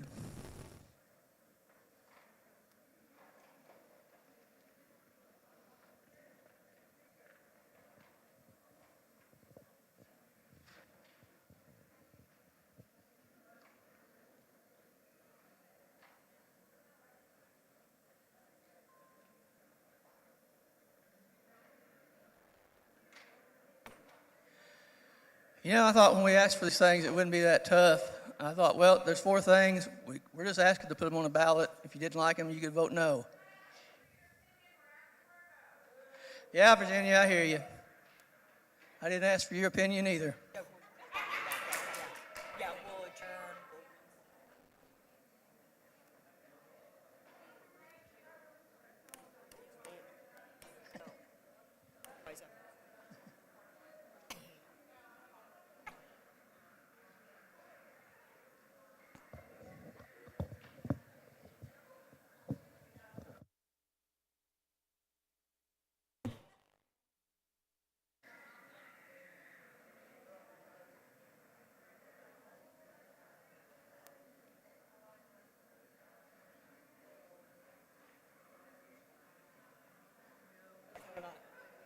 Last at 100.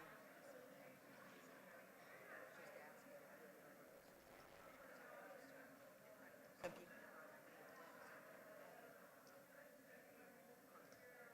Yeah, we got 146 votes.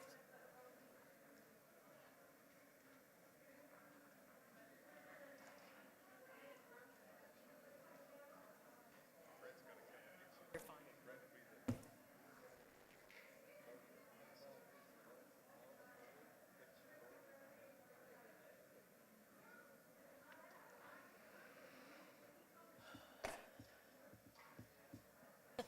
Ready?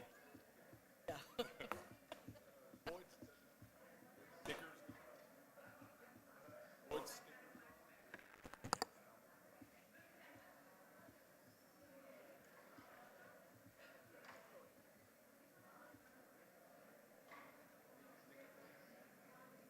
Yeah, you're the enforcer. Oh.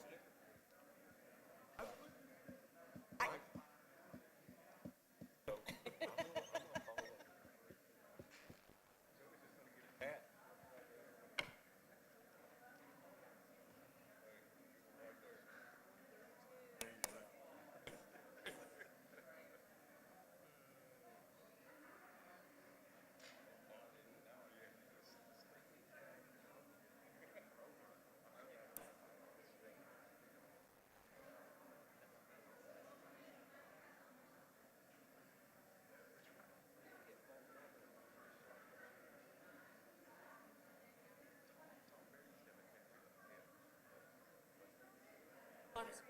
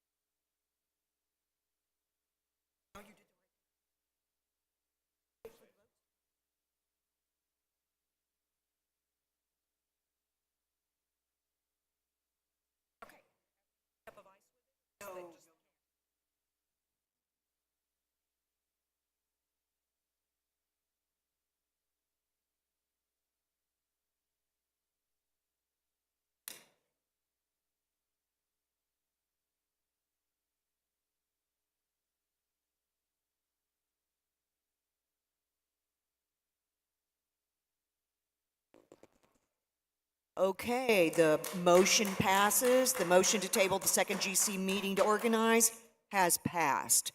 Is there a motion to adjourn special GC number 2? Motion, second. All those in favor of adjourning, please say aye. All those opposed? Special GC meeting is adjourned. We will now go into a 15-minute recess. So we will come back at 2:35.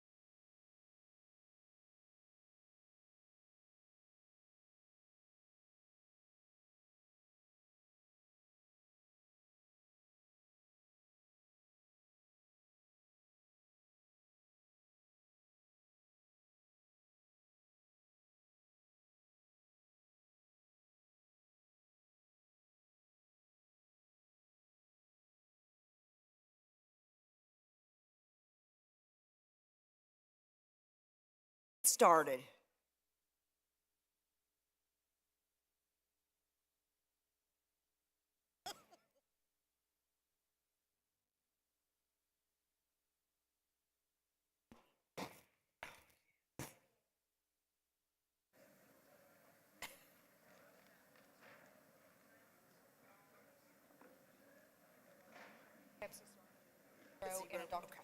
Oh, okay.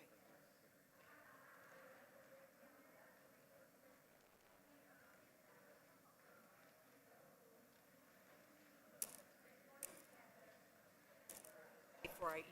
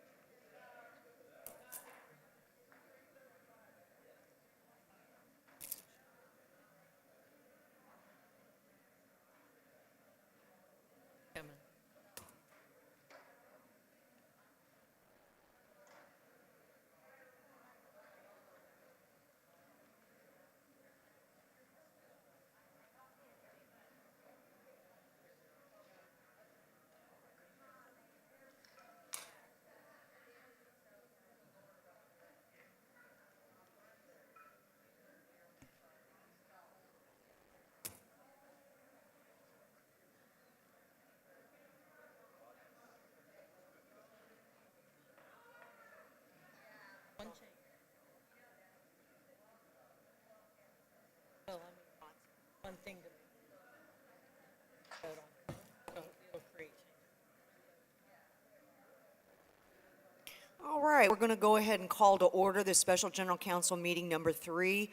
The purpose of this particular Special General Council is to propose a change in business committee terms from 2 to 4 years for elections occurring after and if the change is approved. This proposed change will require updates to both the governing resolution as well as the election ordinance. Let us review the 4 changes required to the governing resolution and then the last 2 to the election ordinance. Please direct your attention to the blue changes in the governing resolution. The first proposed change to the governing resolution is to Section 3, Paragraph A. We realize this does not match perfectly with what was in the Quapaw Post, and we appreciate your understanding. It does include language to both strike as well as add. These words would be stricken. Elections shall be held for specified offices each year. Hereafter, staggered terms of office as members of this remains Quapaw, strike tribal, add nation. Business committee members shall have terms of office of 4 years or until successors are elected, qualified, and installed. Elections shall be staggered as follows. That's the first change. The second proposed change is to Section 3, Paragraph A, subsection 1. It reads, "The election of chairman, secretary, treasurer, and 1 committee member shall be every other even-numbered year in July and prior to the expiration of the previous terms." That's the second change. The third proposed change to the governing resolution is to Section 3, Paragraph A, subsection 2. It would read, "The election of the vice chairman and 3 committee members shall be held," strike a bunch of words, "every other odd-numbered years in July and prior to the expiration of the previous terms." The fourth and final proposed change to the governing resolution for this particular item is to Section 3, Paragraph, it's the old C and the new B. It reads, "The first election conducted under this amendment will be in July 2025 for those positions described in A2 and July 2026 for those positions described in A1." And that's it. If you refer to the Quapaw Post about a third of the way through, it includes Sections 3 and 4 of the governing resolution. And we're focused exclusively on the blue changes to the governing resolution. So we've got the announcement on one side and then the governing resolution on the next opposing page. And it's just the blue changes. Ignore the red.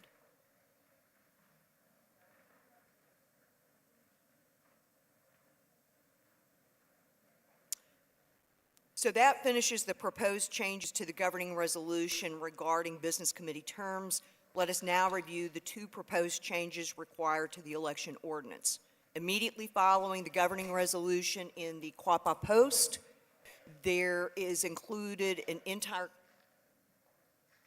turn the pages 3 times and you'll get to the election ordinance, and the entire election ordinance is included. Again, we're focused on the blue changes in the election ordinance. If you proceed to section 4.1 of the election ordinance, the first proposed change to the election ordinance is to that 4.1 that reads, regular elections shall be held in July as provided in the governing resolution. Elections shall be held at the polling place on the day established by the election committee. The second and final proposed change in the election ordinance, these are the blue changes again, is in section 8.2. So please go to section 8.2. We're going to focus on the blue language. The terms of the business committee members shall be for a period of 4 years. Business committee members shall hold office until their successors are duly elected and given their oath of office.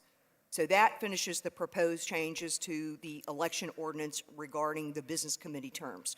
So just to recap, 4 specific changes in the governing resolution, 2 specific changes in the election ordinance.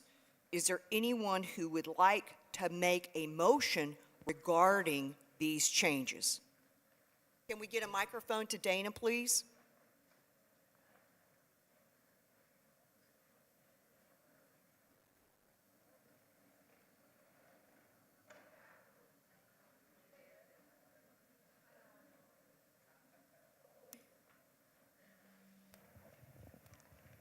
I make a motion to accept these changes. There's a motion on the floor to accept the changes as described. Is there a second? We've got a second. We are now in discussion. The motion on the floor is to accept the changes as proposed. Who would like to discuss this? Barbara Collier, can we get the microphone to her, please? I would like to see these done one at a time and not as a group.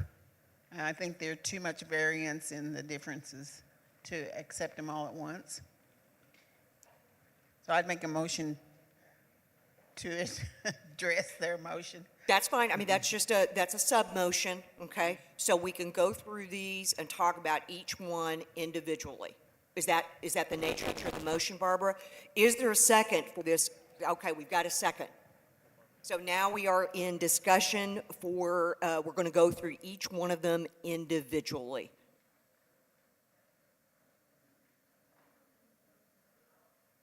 Okay, so the first one, please go back to the blue language in the governing resolution, and please place your attention in section 3, paragraph A, okay? Austin, are we able to get this document up on the screen? It might be easier. I don't know if it's going to make it better or worse for folks. But this is the particular one that had an error in what was published in the Quapaw Post. I think there was an additional word "to" in it, which made it confusing. Okay, so the way that the first proposed change reads is in paragraph 3A, I'm just going to read the language that would be left.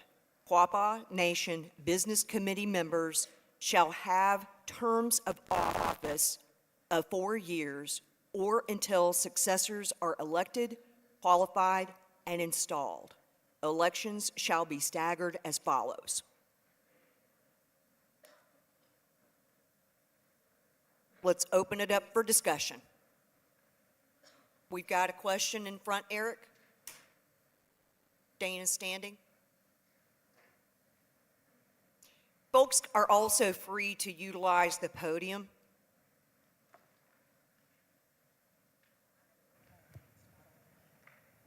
Hello? I make a motion to accept that change of the one you just read. Section 3A. Section 3A.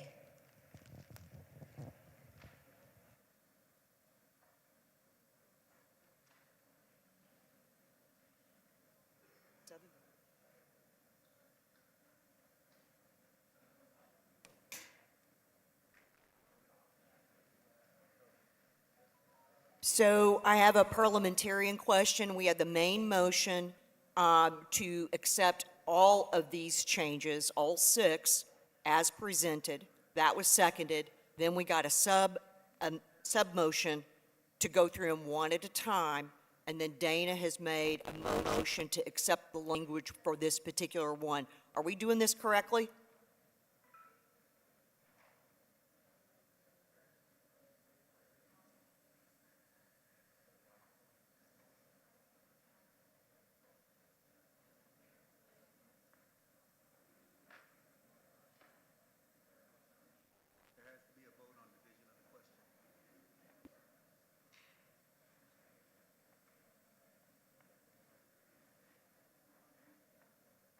Go to each one.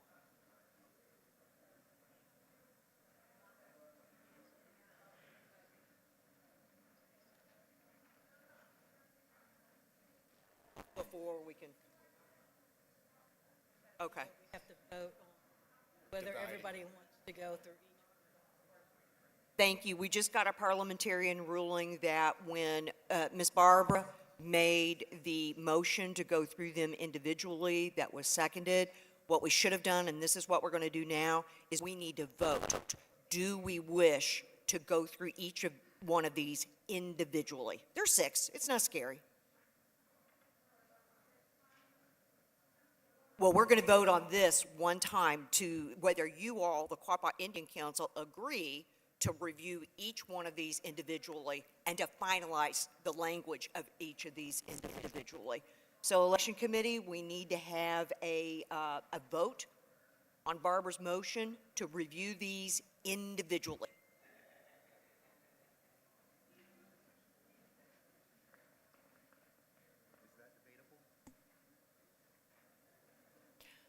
Good question. The question for the parliamentarian, is that debatable? The motion that Barbara made that was seconded.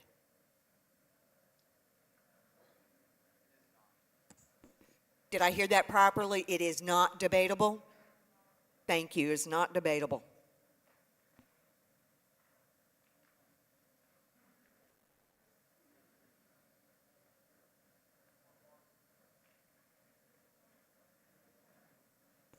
So I'll just recap for everybody where we are. There was a main motion to accept all of them as proposed. Then we went into a sub-motion to say, you know what, let's go through these one at a time. That is the motion that we're voting on.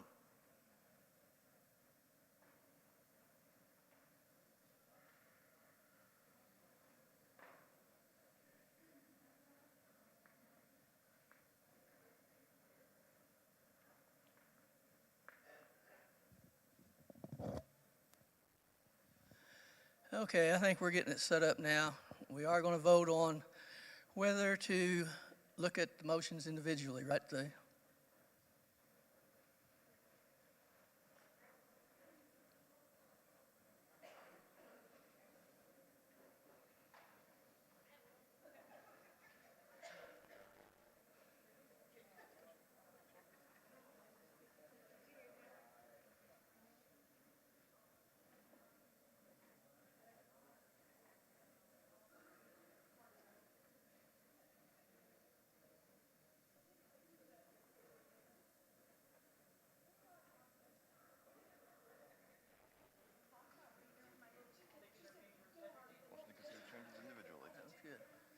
Okay, question we're going to put up on the screen is, we were looking to have a vote on the motion to consider the changes individually. Is that correct?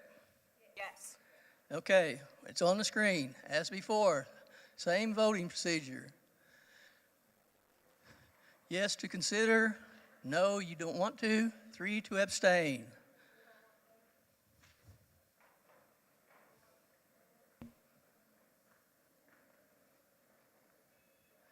And I need to grab my voting device and vote.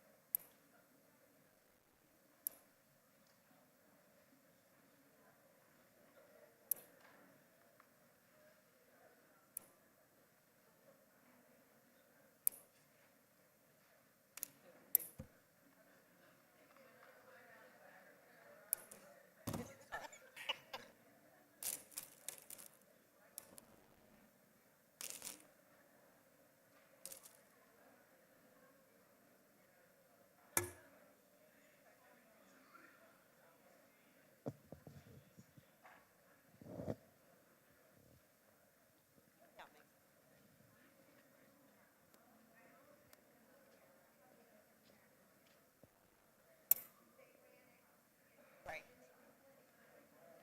Some or all, yeah. Right.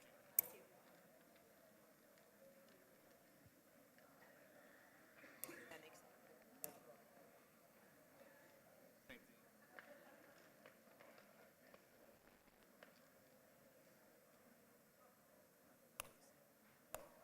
Yes, second. So everything in 3A. So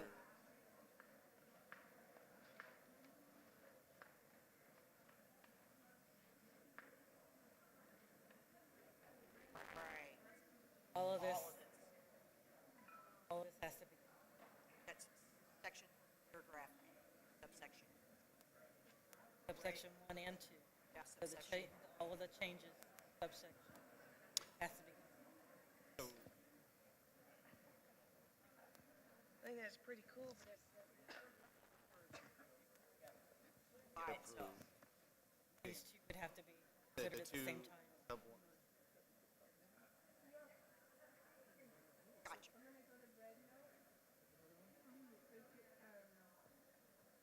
Well, then the question. Okay,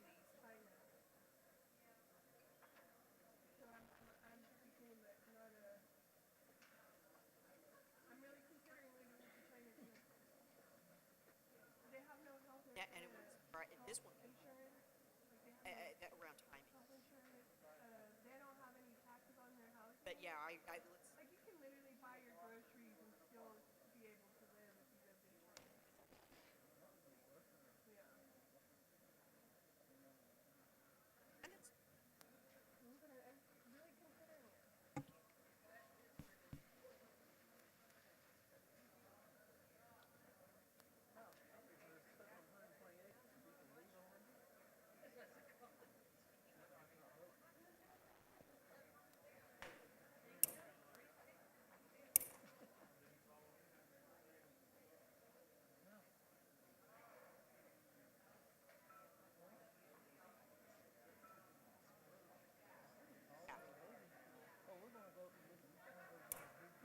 Yeah.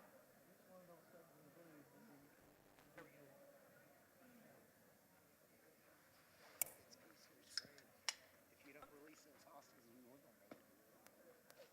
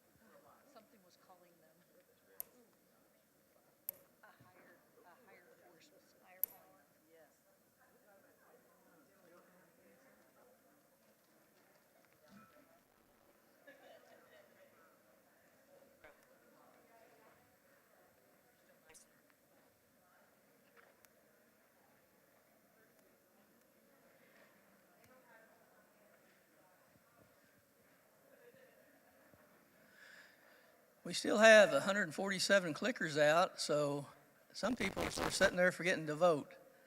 Please go ahead and make your selection, please. We'll be ending this vote momentarily.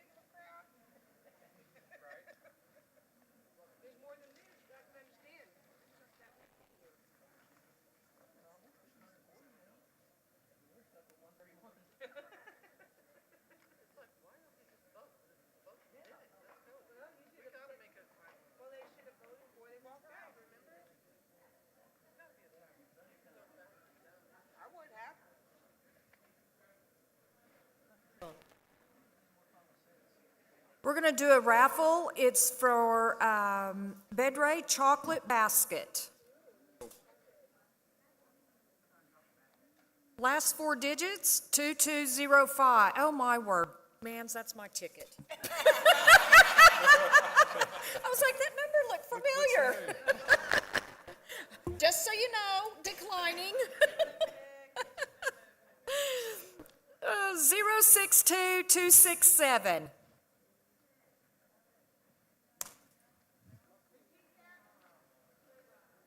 It is for a Bedray Chocolate Basket.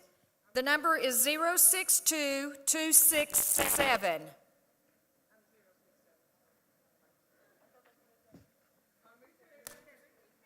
Last four digits, 2401.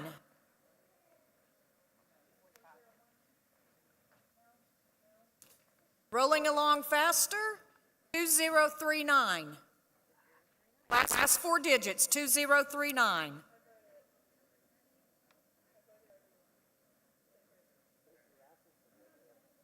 Zero 62400. Last four digits, 2400. Bingo. Yeah. We have a winner? Okay, put that one on. Okay, if you could see the ladies in the back, Carrie Sisson and Chance, they're waving their arms. Thank you so much. Okay, I assume everybody that's voted is going to. We're stuck on 140. That hasn't changed for a couple of minutes, so we're going to stop the voting now. Okay, the motion passes. We will now go through the 6 changes individually for their consideration. Some of them we're going to have to bundle because of the way they go together. Now, Dana, you're more than welcome. But the first change is to Section 3, Paragraph A, where it actually reads, Quapaw Nation Business Committee members shall have terms of office of 4 years or until successors are elected, qualified, and installed. Election shall be staggered as follows. Is there a motion? Wonderful, Dana. Is that motion to accept the language as presented? Is there a second? Excellent. We have a second. Now we're in discussion. Who might like to discuss this particular motion? I have a point of order, Madam Chair. Yes, sir. Sorry. So long as the question is in the hands of a committee, the Assembly cannot consider another motion involving practically the same question. All right, so what we're asking General Counsel to consider here is something that is on the Constitution Committee's plate already, and it's out of order. Could we get a parliamentarian Were you ruling at on this? the meeting when, or the past few meetings, when the date was set for July, this coming July? It's always been the date. We could go back, look at minutes after minutes after minutes. July has always been the date. I understand your frustration. I understand a lot of people's frustration. This July has always been the date when that's coming forward. I'm sorry, Roman, could you please repeat that? My apologies, I'm not quite sure I was following the storyline. Terms and term limits are on the Constitution Committee's plate currently. Whenever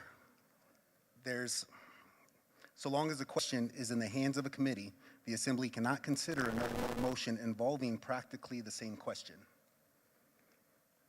Said a little bit differently, are you expressing the sentiment that according to Robert's Rules of Order, no body, when I say body, I mean a separate body, is allowed to take up any matter on the governing resolution other than the Constitution Committee, or is it isolated to terms and term limits? In this regard, it's the proposal of a 4-year term. And the reason, the justification for this is problematic for the Constitution, or the presentation of a Constitution. Some folks can potentially disagree or agree with this, and it affects and influences the Constitution that General Counsel has asked for. If this vote goes forward today, it can be denied or approved, and that dictates what new information of what the Constitution Committee has to go back and do. That's just in the general sense of why it shouldn't be allowed, because it changes what's already on Constitution Committee's plate. And that was announced at the General Counsel meeting in the calls for the order of the day, where at the bottom, the General Counsel meeting, or the meeting after, this is from September 7th and 8th, item number 11, Constitution Committee open meeting. There's a few items that we discussed here, but one of them is terms of elected officials. So that was announced already as a part of our current business, and it's out of order to discuss it here today.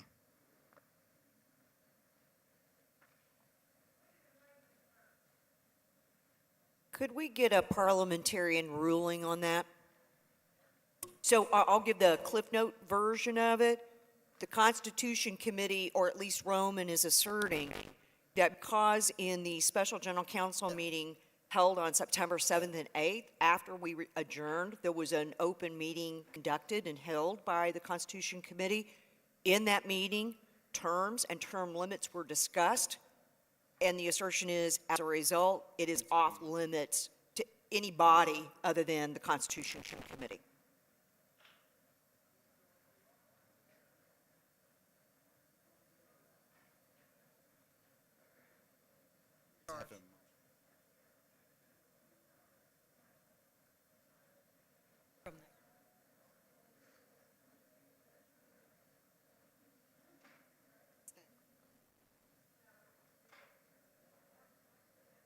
Magic.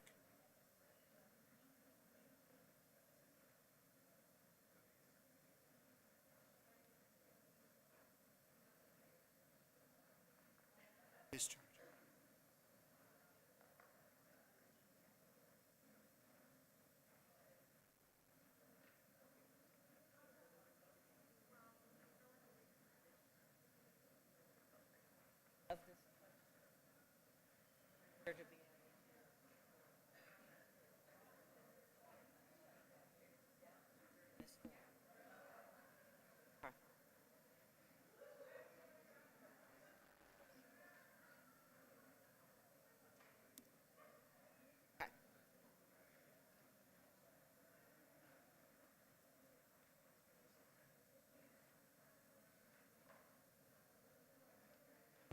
Struggling. Okay, let me try and explain this as simply as possible. A little bit of a complicated matter. So basically, because the Constitution Committee was previously given this topic to consider and work on while they're creating a new constitution. Basically, if we want to consider this in this form, we'll need to discharge the committee from further consideration of just this topic so that we can take the matter out of their hands and decide that we're going to do it now. So basically, if we want to do that, there'll need to be a motion on the floor to discharge the committee from considering this topic or working on this topic so that we can consider it at this time. Does that make sense? I think Can we get, a microphone, please? Oh, Kim's on her way.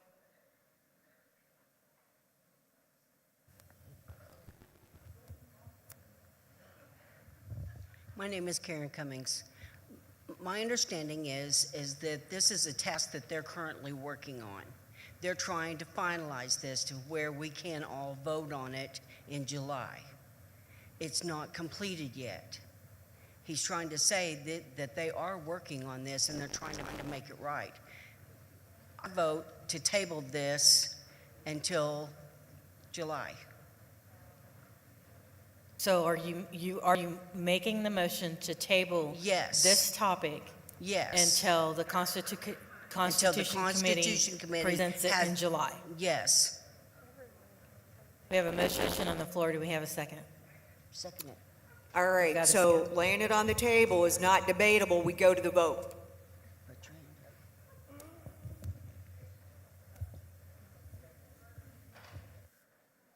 Can I get your name again? Karen Cummings. So the motion and second, so we've got a motion on the floor that we've got to go to the vote, is to place this topic on the table until July. Which topic? Special General Counsel 3.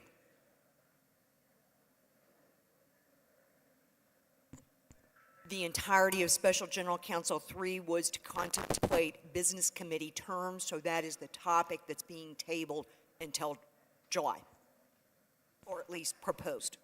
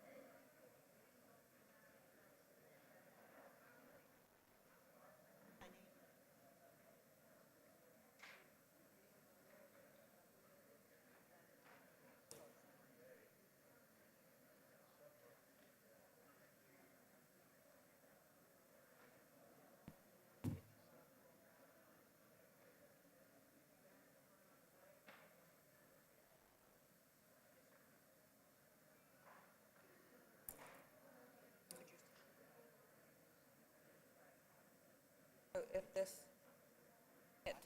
doesn't pass, then trying to find out. Got it.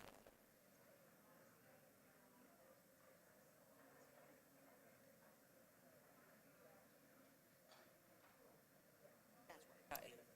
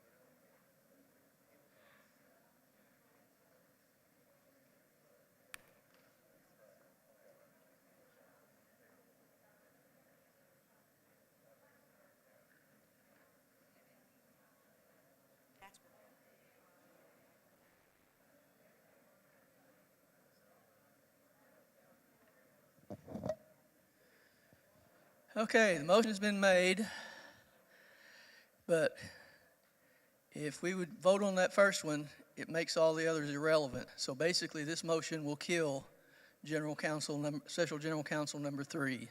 Same question as the last two. One, you want to table this question? Yes. You want to table it? 2, no, 3 abstain, just like the previous 2 votes.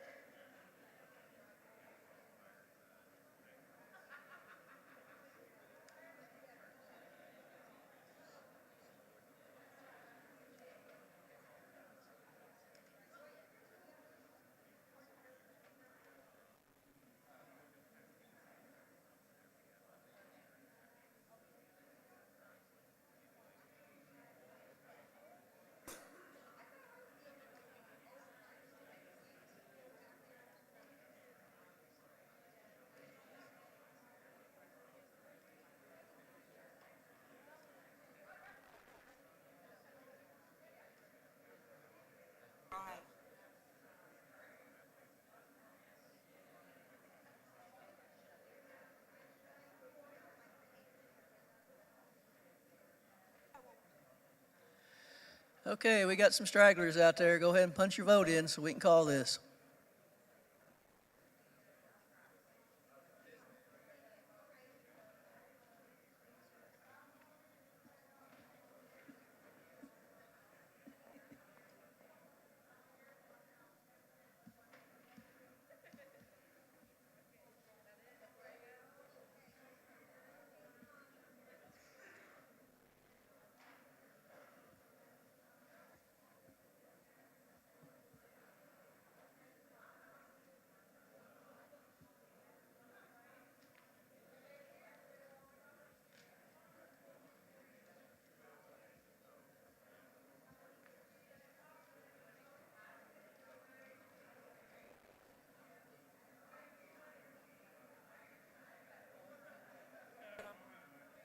That's why.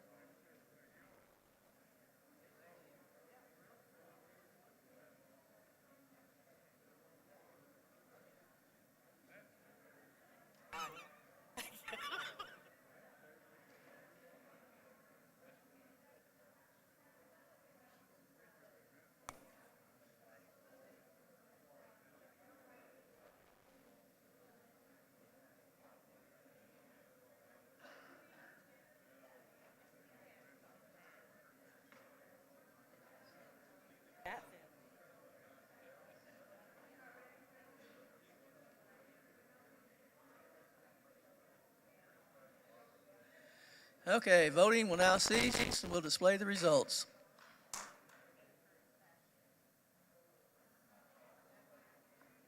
The motion to table passes.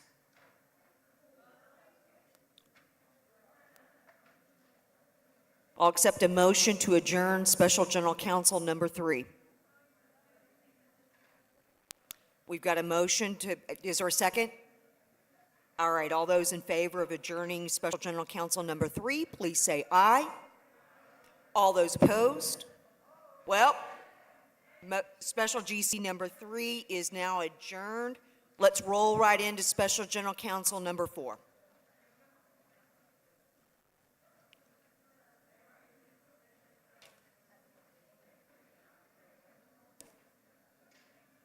Okay, we're going to call to order Special General Counsel meeting number 4. That's to finalize language in the Tribal Employments Right Act. First thing first, is there a motion to take Terra Code from the table and open the topic for discussion? If you recall, it was tabled 4th of July 2023. And we need a motion to bring it back from the table to the floor so that we can bring it up. Is there a motion to remove it from the table? Rick Mercer made a motion to remove it from the table. Is there a second? We've got a second. Thank you.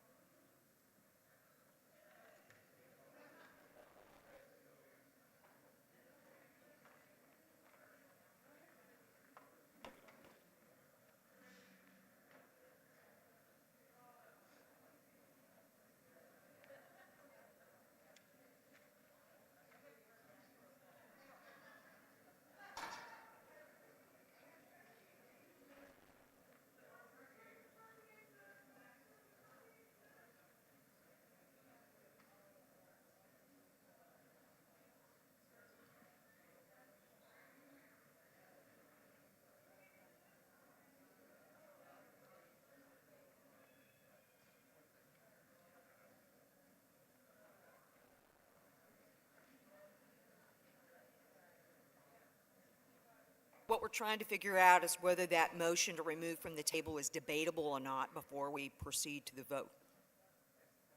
Bear with us, please.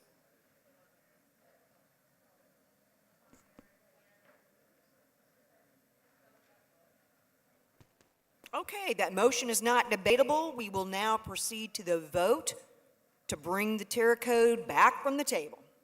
Election Committee?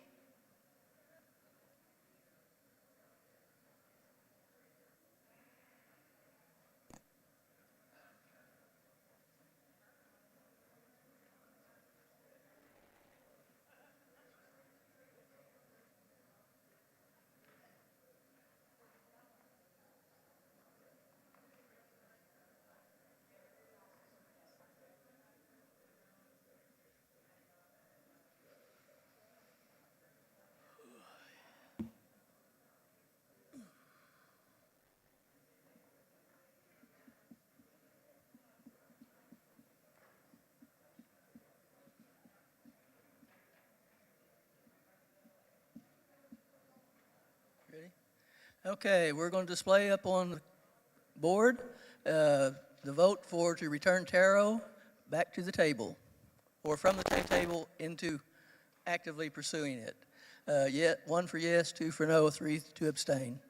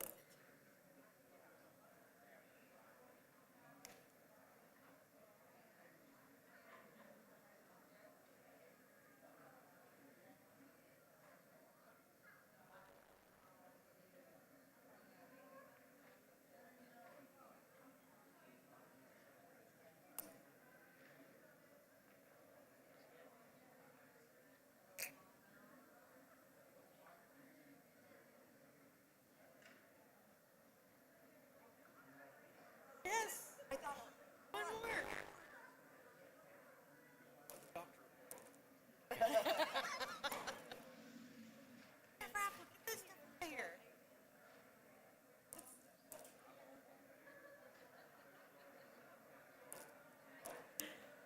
Okay, folks, get ready. We're going to do one more raffle. It is another Bedray chocolate basket. Last 4 digits, 2300.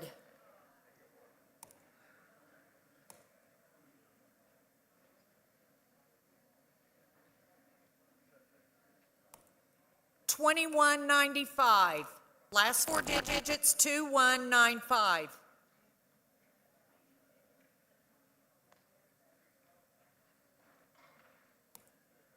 Two, 2237.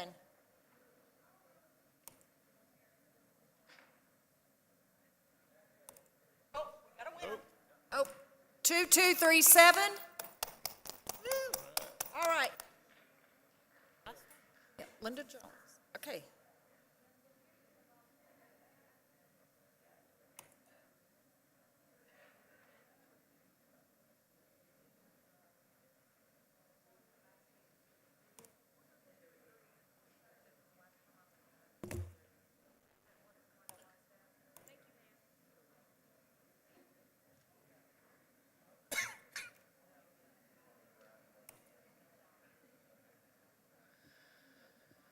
Okay, we got some people still out there with clickers in their hands. Let's just punch the numbers in and vote, please.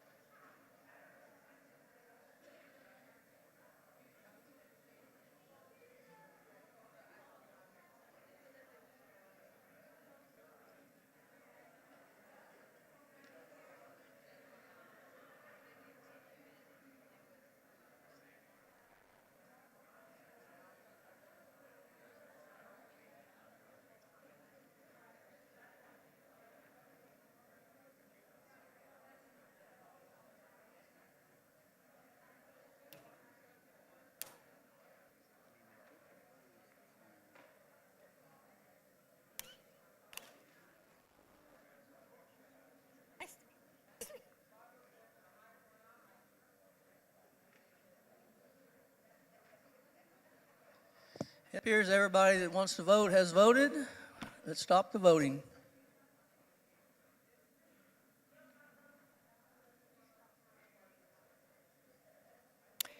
So the motion to return Tara from the table fails.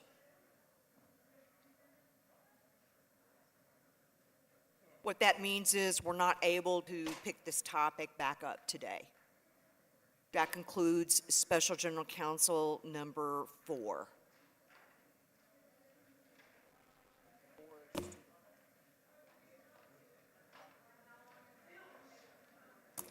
Vice Chairman McKibben, would you please lead us in the, oh, hold on. We do need to explain that because this item has been tabled several times, and since it did not get pulled off the table this time, Terra Code, the Terra Act it completely fails, it's dead. We won't be able to bring it off the table again. Unless there's a brand new motion at General Counsel.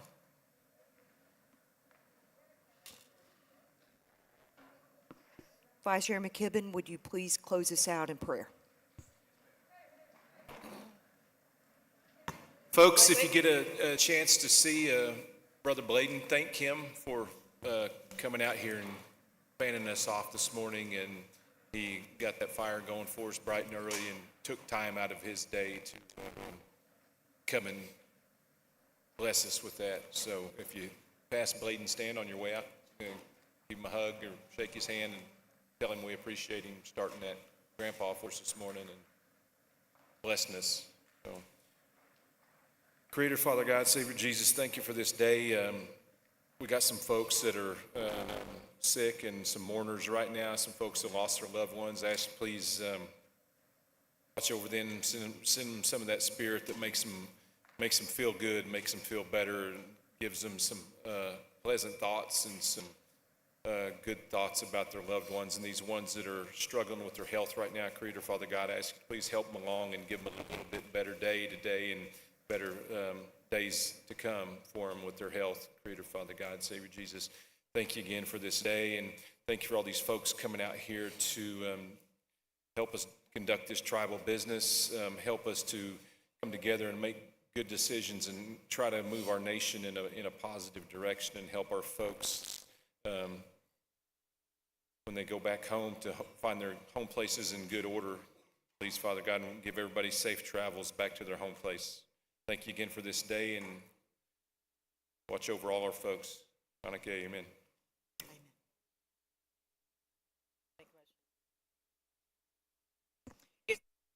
Adjourn.